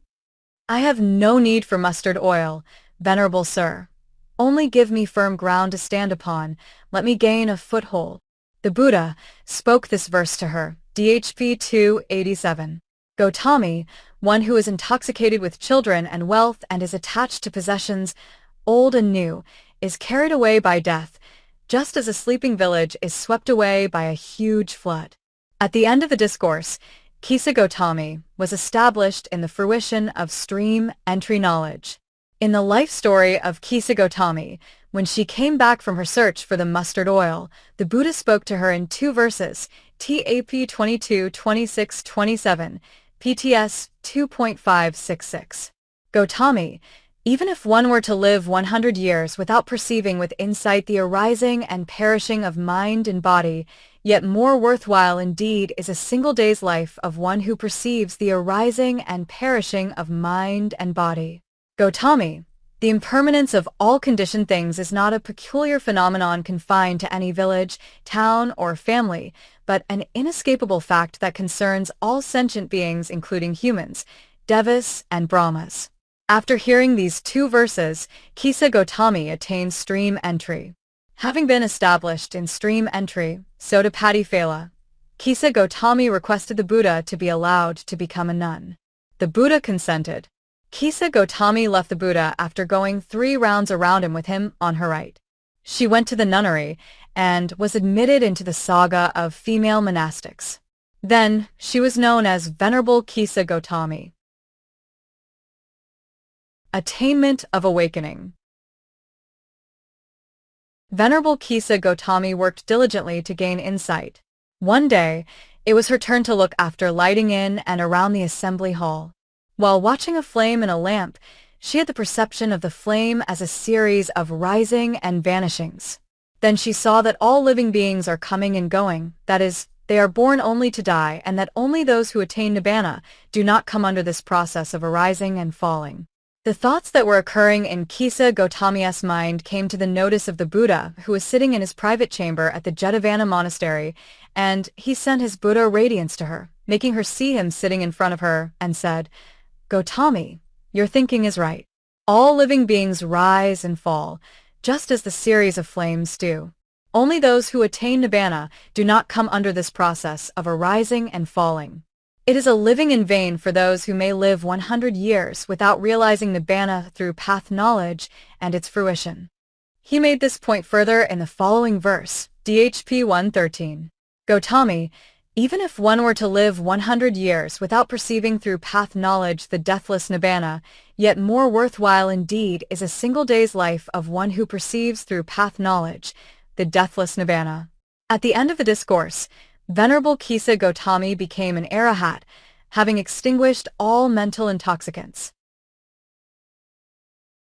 Foremost title achieved. As aspired to in her previous existence, Venerable Kisa Gotamī devoted her entire monastic life to being content with inferior robes, robes made of inferior cloth, sewn in inferior thread, and dyed in an inferior color. Therefore, on one occasion, when the Buddha was naming outstanding nuns during his residence at the Jetavana monastery, he declared, "Itad aga bhikkhave mama svikna bhikanalka savara durna yad ida Kisa Gotamī." Monastics, among my female monastic disciples who make do with inferior robes, Kisa Gotamī is the foremost, Itad aga.